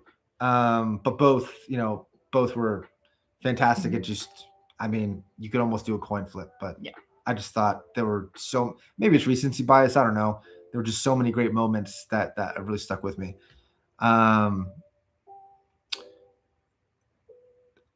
Technically, Kat didn't have a seat on the council. They were disbanded during martial law and reestablished after. Okay. Great point. Mm-hmm. Great point.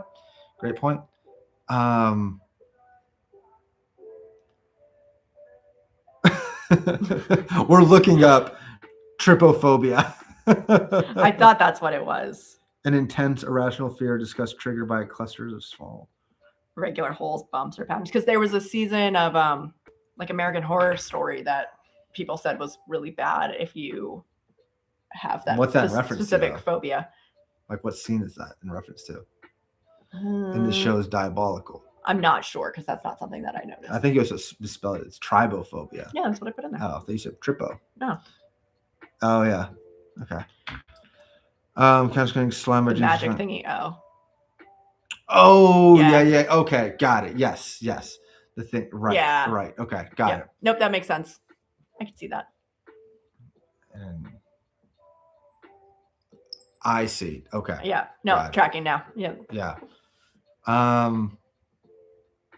Yeah. That was pretty much all the questions I had. Happy to stay on for a little bit longer if you guys have any other questions, Arcane related or not. Mm-hmm. Also, this is an Arcane specific chat, but this is also kind of like the anniversary of the 1-year anniversary of our channel coming up in, I think it's tomorrow. I think. Yeah. So that's cool. Yay! Sneaks up on you. Happy anniversary. Yeah. But no, I'm super pumped that we get to stay in the Arcane space, for a little bit longer, at least with like Bridging the Rift and stuff, and then League as well. Black hair Vi or pink hair Vi? Pink hair Vi. Mm-hmm. Your answer matters. I just and it's one of those things, Nugs, where we saw. You're blocked. You're blocked. Hey, I respect it. No hate from me. But like for me, when I get accustomed to seeing something a certain way, right? And then they change, it's like, okay, here's a great example. When I first met she was like blonde. And then like, I don't know when, like she like did like a hard dye of her Several hair. Times. Like not black, but like, it was brown. It was not that dark. Okay. Brown, but like it was like such a jarring change, and it's like it looked good and I got used to it, but like it was hard. So that's how I feel with the pink or black No, we didn't start YouTube on my birthday. So when we filmed the finale, that was last week. So now we are started the channel like a week and a half later. She had a goth emo pit fighter face too. Yes, I always, yes. Actually, I have lots of emo faces. It's fine. Don't worry about it. Let's see. Would you have rather season 2 continue to focus on Zon Piltover dynamic, or was the more magical focus stuff better? Wait, what was it? Would you have rather season 2 continue to focus on Zon Piltover dynamic, or was there more? It's hard because again, I loved the show as it was. And it's hard because again, how it was written, I feel like you can't have one without the other. Because like where it ended with the Hex Tech development and stuff like that, you were getting to that point So yeah, I mean, I like the directions they went in season 2, and it's gonna be one of those things where now that I like know a lot about it, if I rewatch season 2 again, I think I would enjoy it that much more because it's not like I'm like pining for understanding certain aspects of the show. I'm just enjoying all the moments and collecting all those other things. And it's interesting because like you guys can slap me. I'm sorry, but like in Brandon Sanderson's Mistborn series, like the first book focuses exclusively on like just a city. It's like one city, and then it expands to a more a more like existential or worldwide encompassing conflict. And that's kind of what this one was. Like the stakes became much larger, and I feel like you continually have to raise the stakes a lot, which is why I don't like when shows like start out season 1 with like a worldwide event. Like I feel like because once you go worldwide disaster, it's hard to scale it back. So you need to progressively build. Zama definitely for me. I would have liked to see the evolution of Shimmer beyond. Yeah, that would have been cool. Yeah, like that's great if they could have. And again, I think that's just one of the issues where like the show is already so expensive. It's just hard for them to have added more episodes without also adding fluff. And that's another great thing about the show. There's no fluff. Again, when Em and I were growing up, it's not unusual for shows to have 24 episodes in one season. And a lot of the times it's just a lot of bullshit. Like it's like great, you know, sometimes it's fun, but it's just a lot of fluff in there. Whereas it's just heavy hitter after heavy hitter now. Maddie's death fries me. I get my people are upset.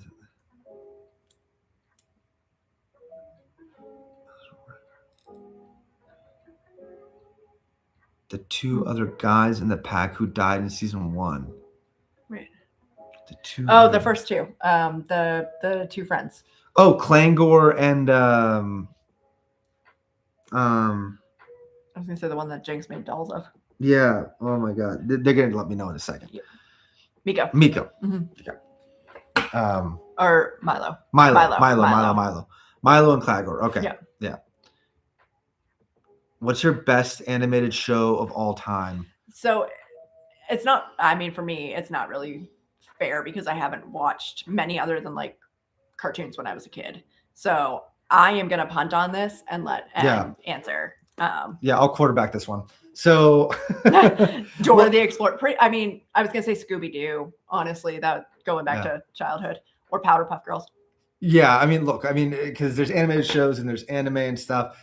Okay, by the way, Hey Arnold is a show that doesn't really get a lot of love anymore. It's been like forgotten to the annals of history, but Hey Arnold was excellent on Nickelodeon. Helga. But if you Gargoyles, that's a good one. Wow, that's another one from the depths, bringing that up. You ever watch? Yeah. Anyways, when because I could talk about this for a while. Not that I watch. It's funny because I don't watch anime anymore. But like late middle school, early high school, I watched Toonami like all the time on Cartoon Network, like after school, after getting back from practice and everything, and just all those shows like Gundam Wing. Remind me to talk about that in a second. Gundam Wing, Kenshin, Dragon Ball Z, obviously, Zoids. I loved all of that stuff. Y'all nice babies for sure with those answers. But my favorite one from that time was Outlaw Star. And I mentioned this on I think in the Patreon. I think I dropped that in. Patreon. Yeah, it was one of our Patreon posts or something. I don't even remember where I said it. I loved Outlaw Star. And it's like this like space Western thing. This guy gets a hold of this like very advanced ship called the Outlaw Star, and he's a pirate and just continues and goes around the galaxy. And we'll have to get the charger in a second. Yeah. But yeah, so that's probably my favorite animated show. Did you watch Avatar? I've never seen Avatar. Okay. Oh, Pokemon, yeah. Oh, yeah. Cowboy Bebop is going to be something we react to. So this show, Arcane, along with like One Piece. So we're not watching One Piece, we're watching the live action, but those shows are being the catalyst for more animated content for us. So we'll be watching Attack on Titan. We just decided not to do it. We were going to do it right after Arcane, but we needed like a palate cleanser because it was just too heavy. So we pivoted and we started Legend of Vox Machina, which I just need to hit like enter, and then the uncut version will be up on Patreon for episode 1. And then after that, the Mighty Nine, which again is in the same space. And then we just were provided with so many great suggestions. Jujutsu Kaisen was another one. Solo Leveling. What's the one? Death Note. Death Note. I really want to watch. Cowboy Bebop is like, I heard that's like, again, one of the best. That's always been talked about as like the best one for a long time too. So yeah, we're definitely open to watching a lot more animated content because we've enjoyed it. We've enjoyed it, and it's just been a space that we've historically kind of like ignored. Yeah. Which is also where it's a good space for us to do a bunch now because we didn't watch them. So yeah. Just listing out my childhood here. Yeah, and again, if you've ever seen that like Toonami, go and look it up on YouTube. It's a promo called Dreams, I think, and it does feature Outlaw Star, but it like cycles through a bunch of like the shows in a time. And it's just, I just have such hard nostalgia when I watch it. It's awesome. You can answer that one. I'll get the charger. Okay. If you haven't seen it, I would recommend Blue Eye Samurai and Andor. Okay. We've done Andor. Andor was actually one of the first things that we reacted to. The reactions were really bad, not necessarily in how we reacted, but in how we were filming it. By the time we got to the final arc, I think that we were like, we were much better at it, and we still have our reactions recorded. It's just, we haven't like edited them. And I think ultimately what's going to happen is that we'll probably just release them as uncuts on our Patreon, just because it just takes a lot of time to edit those 3 episodes, and we just don't have time unless, somebody wants to edit them. But I would not recommend it because like they're bad. They're not the final arc. The final arc was good. We were good in the final arc. Okay. Yeah. And Blue Eyed Samurai, I watched the first season. Brutal season. Really visceral, but really good. We know that there's a season 2. A lot of people have mentioned Blue Eye Samurai, so it might be something that I catch up off reaction, and then we do a second season. Yeah, we did that for Foundation because you would watch Foundation and I did not, so we did the binge watch to catch up. I need a moment to hide my cane. I think I'm just a bit older than Emily. Can we say how old we are? Yeah, that's fine. I'm 30. No, we're both 35. We're both 35. So we're the same age for a couple of months. Yeah. I think you guys would like. No, yeah, Blue Eyed Samurai was good. It's just, M just needs to catch up on it. Also, by the way, I'm going to toot my own horn here. I kept saying M constantly, and I have not said her real name yet. I did slip up one time, so I think one person in this chat knows her real name. But like for a full year of using these monikers and not slipping up, I'm pretty proud of myself. Oh. Have you watched Love, Death, and Robots? We have not. I've heard it's good, but I can't tell you what it's about. Toonami hitting us with those crazy monologues to it. Yeah. What about Pluribus? We watch Pluribus. So yes, we do have that up on our channel. We love that. That was so interesting. Yeah. Oh, got us beat by a little bit there.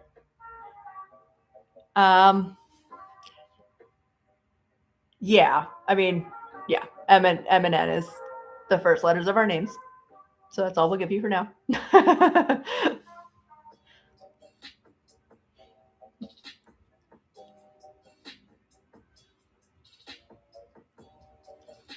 What's up?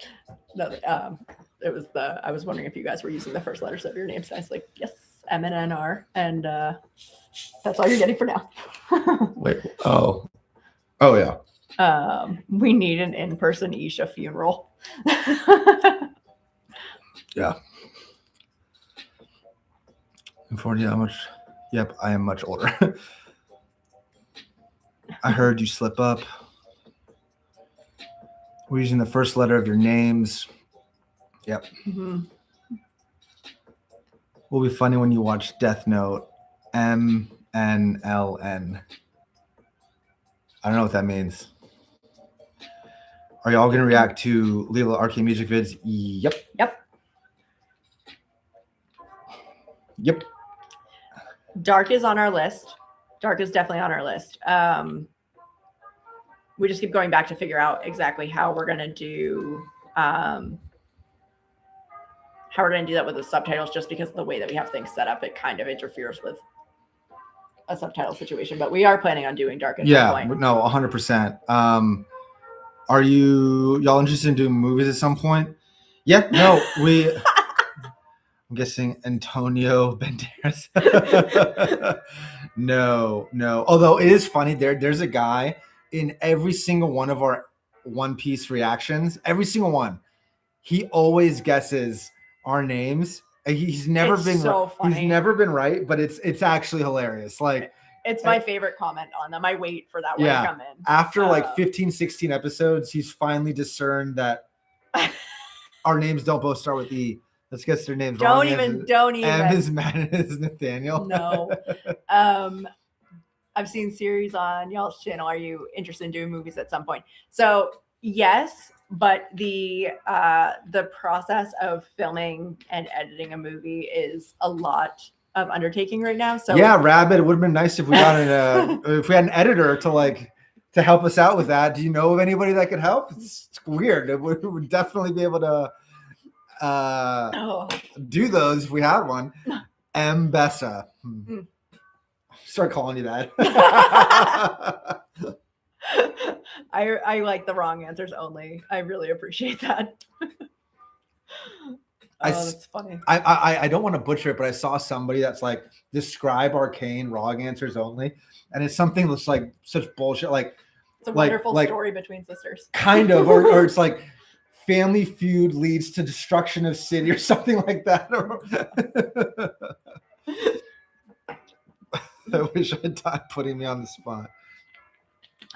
Actually, I am going to put you on the spot a little bit. If you guys like Mish and D, for a lot of their reactions, Rabid was their editor, because we like their reactions and we think those videos were fantastically edited. But ironically, you know what's actually funny? My dad, who might be on the stream, I'm not even sure, who we just told about our channel. He just retired after a very, very great career, and he's stopping by our house tomorrow, and I'm gonna show him some editing basics, and he might be our editor, which would be funny because, hey, he's not doing anything. He's playing pickleball. Just hanging out. And Bessa pisses me off. Same. Season 1, Chablo's family, drug lord recruits her. Season 2, crippled. Gosh, Jesus. Dude, that's so good. Hey, Mackenzie. Off-brand tennis. Hey, man. I mean, he's a bit older, so it's it's pickleball and ping pong. Those are his jams. Hey, I play pickleball. Good stuff. Tell my dad how to do some editing for Zelda. Yeah, he seemed interested, so we'll see how it goes. We have dropped the ball so hard on Twisted Metal. Really good show. So we neither of us have ever played the games, and it's a show on Peacock, and there's 2 seasons right now. I know there's going to be at least one more, and it stars Anthony Mackie and the girl who voices Encanto, whose name I forget. Beatrice something. I don't know, but legitimately hilarious show, and like the plot's really good, but just for various reasons we filmed 6 episodes of like the 8, and we let it like kind of sit there. So we need to pick that back up. Because people are pissed at us. So do you need to finish that sometime? I'm in love with Savika. Fantastic. She was definitely one of our sneaky favorite characters. 100%. Have y'all watched All of Us Are Dead? Why? I feel like I've heard of the show. I don't think we've seen it, but nope. I've definitely heard of it. Yeah, I mean, I don't know who. Echo is a fan favorite. I would, I don't know who would hate him. All of Us Are Dead. Zombies. Oh, I've definitely heard of this show. Definitely heard of it. But We'll look into it. yeah, definitely look into it. Season 2 is in production. Through months of their league dive. That's how I hope to help them.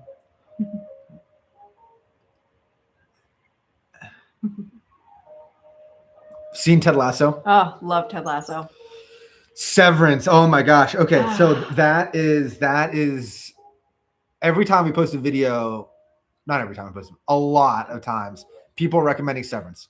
I have seen the first 2 seasons of Severance. M has not. I started and I fell off. So sorry, guys.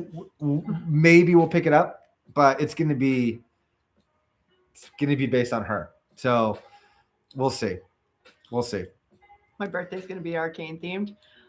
Awesome. Mine kind of technically was. It was Arcane misery watching the finale. Oh, yeah. How are you unintentionally? How are you theming your birthday? Like what? How are you implementing the theme for Arcane?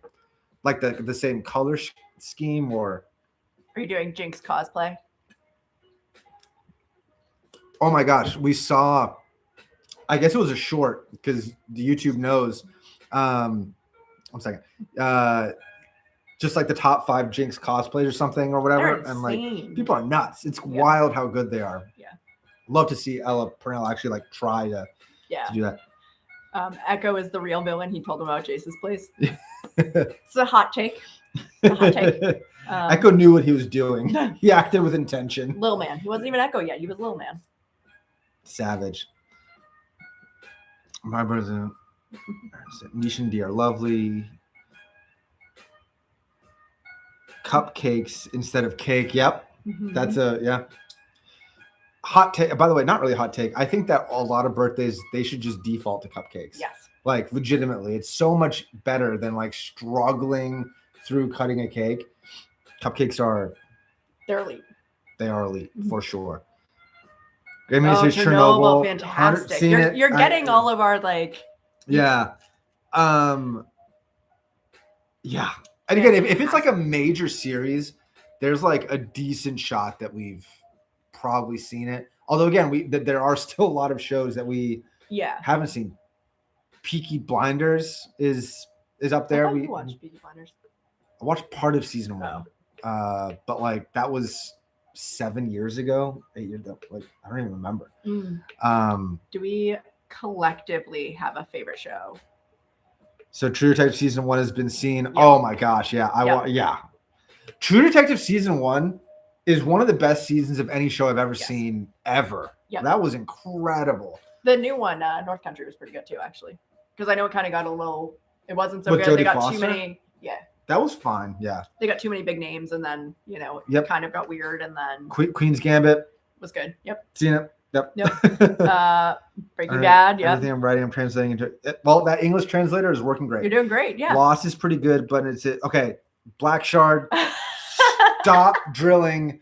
You hit gold. So if I honestly, I have to say, like, if Arcane was going to unseat a show, it probably would have to unseat Lost for me. And look, I know a lot of people have seen it. I know a lot of people say it's not a perfect show, and I agree with them. It's not a perfect show. It's about when I watched it and like how I watched it. Because again, that came out in 2004. That was like every week, the entire country was like, what's going to happen next? Like, oh my God, they're on this island. Like, there's a polar bear. Like, where's that polar bear? How did it get there? Like, are they dead? Are they not dead? Like, what's going on? I just loved like the start of all of that. It was awesome. Damn, I was 2004. Damn, Nugs. That's rough. That's rough for us. Yeah, I loved Lost. Loved Lost. And again, if you two things, because I can go down like a whole tangent there. Yes, you can. Look, it's a character drama. So like if you're focusing on like the stories of like the actual characters and their growth, it's great.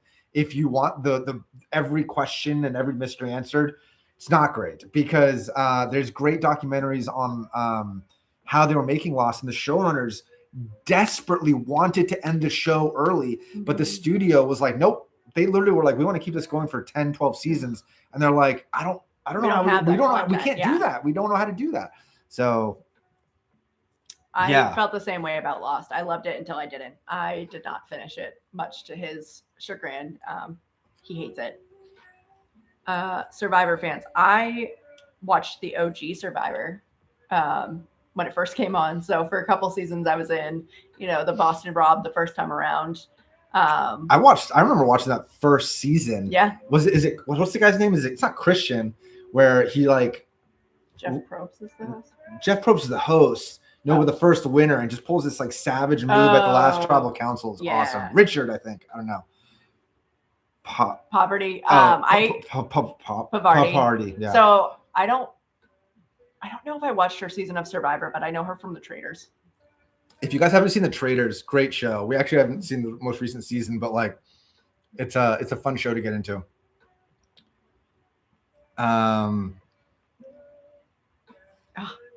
Good Place is a great show too. Love it. I know it's hard because so many of these like. Yeah, and the thing is, like there's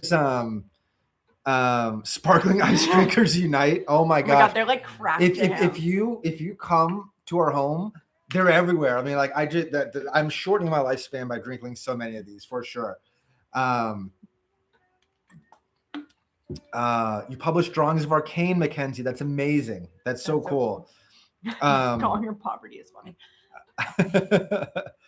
But yeah, so you guys are kind of seeing like the challenge that like collectively we've seen a lot. Yeah. So we do.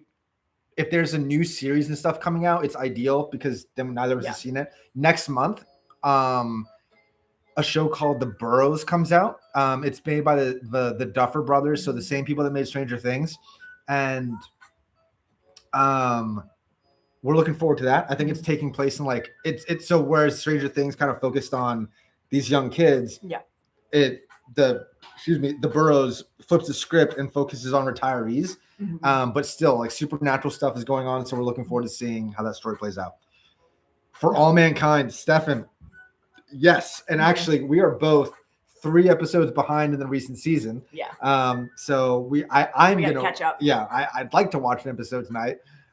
We decided not to react to that just because it's season 5. Yeah. Like we just didn't want to start a reaction series with season 5. That's same with The Boys too. Like we started our channel in April of last year. There were already like 4 seasons out. Like we're not going to do that.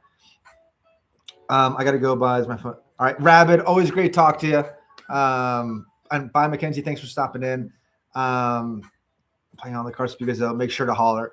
Awesome. Thanks so much for stopping in, Rabbit. And so we'll probably stay online for about 10 more minutes and we'll answer literally whatever questions you guys have. And then we'll just give like a final little wrap up.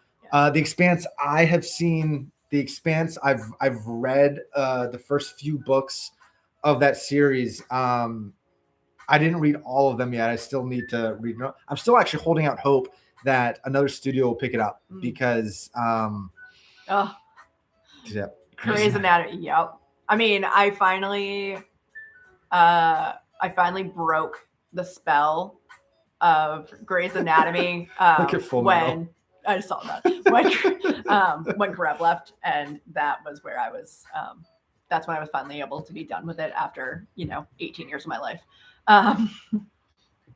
It's crazy. I remember that original, the OG crew with Katherine Heigl too. It's nuts. You said any question? No, you're right. You are welcome to ask any questions. Whether we answer them or not is a different story. But I respect that you took that literal. Yeah. Mm-hmm. Hey, you miss 100% of the shots you don't take, so keep on swinging, buddy. 1-1-1. 1-1. Yeah. 1-1-1-1. Bro's about to ask some weird shit. But yeah, we have a what is the average airspeed velocity of an unladen swallow? Do you know what that's? Monty Python. Oh, I was like, it's interesting. We're actually, what would you guys? I mean, like we're thinking about because again, like collectively, we've each individually watched a whole bunch of stuff, but like M has never seen Battlestar Galactica, and I've never seen. What's Monty Python? I've never seen Buffy. Mhm. So we might do like a like I like, you know, the wife reacts to something. It's just not as good though because it's not like both of us. So yeah. dang, to our stream respect. I don't think we thought this was gonna go this long. No, definitely not. Thanks for hanging out, guys.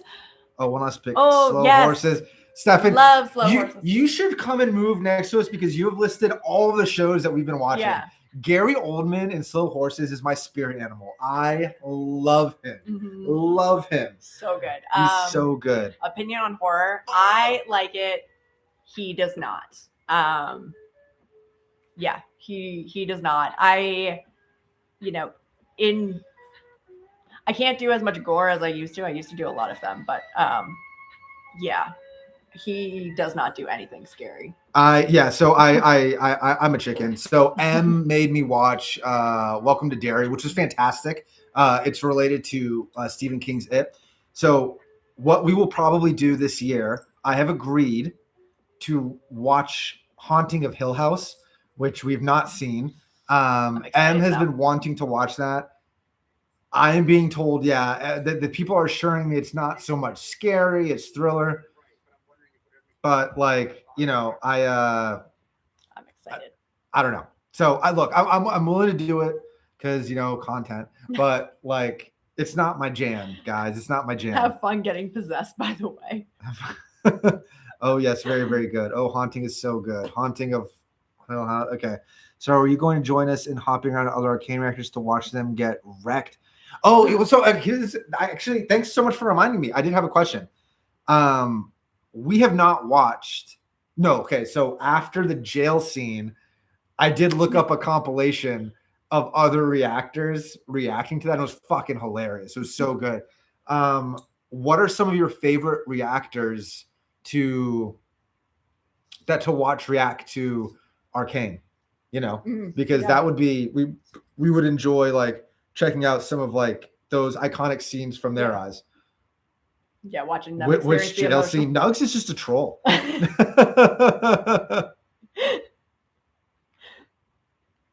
Claudie TV, Eminem React, obviously. Thank you. Claudie TV, you'll have fun. I didn't think you'll have fun. I didn't think it was for me either. Well, it's good to know. I mean, again, like Haunting of Hill House, we'll see. Unless maybe it's horror mixed with something else, like horror comedy. Yeah. No, I like. Okay, there was a show called Scream Queens, like a decade ago, or maybe even longer. Emma Roberts. Yes. Yeah.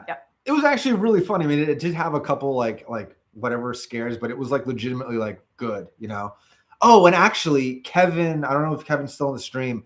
One of our patrons recommended Alien Earth to us, and we are actually going to start watching that one. That's probably like, that might be the threshold. That might be like the threshold stuff. Yeah, I'm not a big fan of like, I know Saw is like gore, but like a lot of like I watched like The Ring, and I watched like, I don't know, other shitty movies like The Grudge and shit. What was the one with the where they filmed it with the camera? Not Blair Witch. No, I did watch Blair Witch. The it's inside a house. Oh, the possession one. Paranormal Activity. Okay, I didn't sleep for a year after that one. I lost a year off my life after Paranormal Activity. I was terrifying. So I will say, like, terrifying. The Saw movies just got to be like graphic for the sake of being graphic. The first one, though, the twist in the first one is fantastic. Wait, of what? Saw. I don't. Oh, actually, I know. I remember. We can talk about it later. Yeah, I remember it. I've only seen one. And I watched it like this, guys. I watched it like that. The first one is good. I mean, it is kind of doing one of these, and you're like, oh god, but the actual like storyline that exists there, really narrowing it down there, was horror inside of a house. This is what I live with, so I knew what he was getting at. We were getting there somewhere. Terrifier movies, no, thank you. I heard people like were throwing up in the theaters. No, thank you. Hard pass. Oh, I don't even know what that is. Hard pass. Yeah. Look up Denise Hemphill compilation for Last from Scream King. We've not. No, but We will.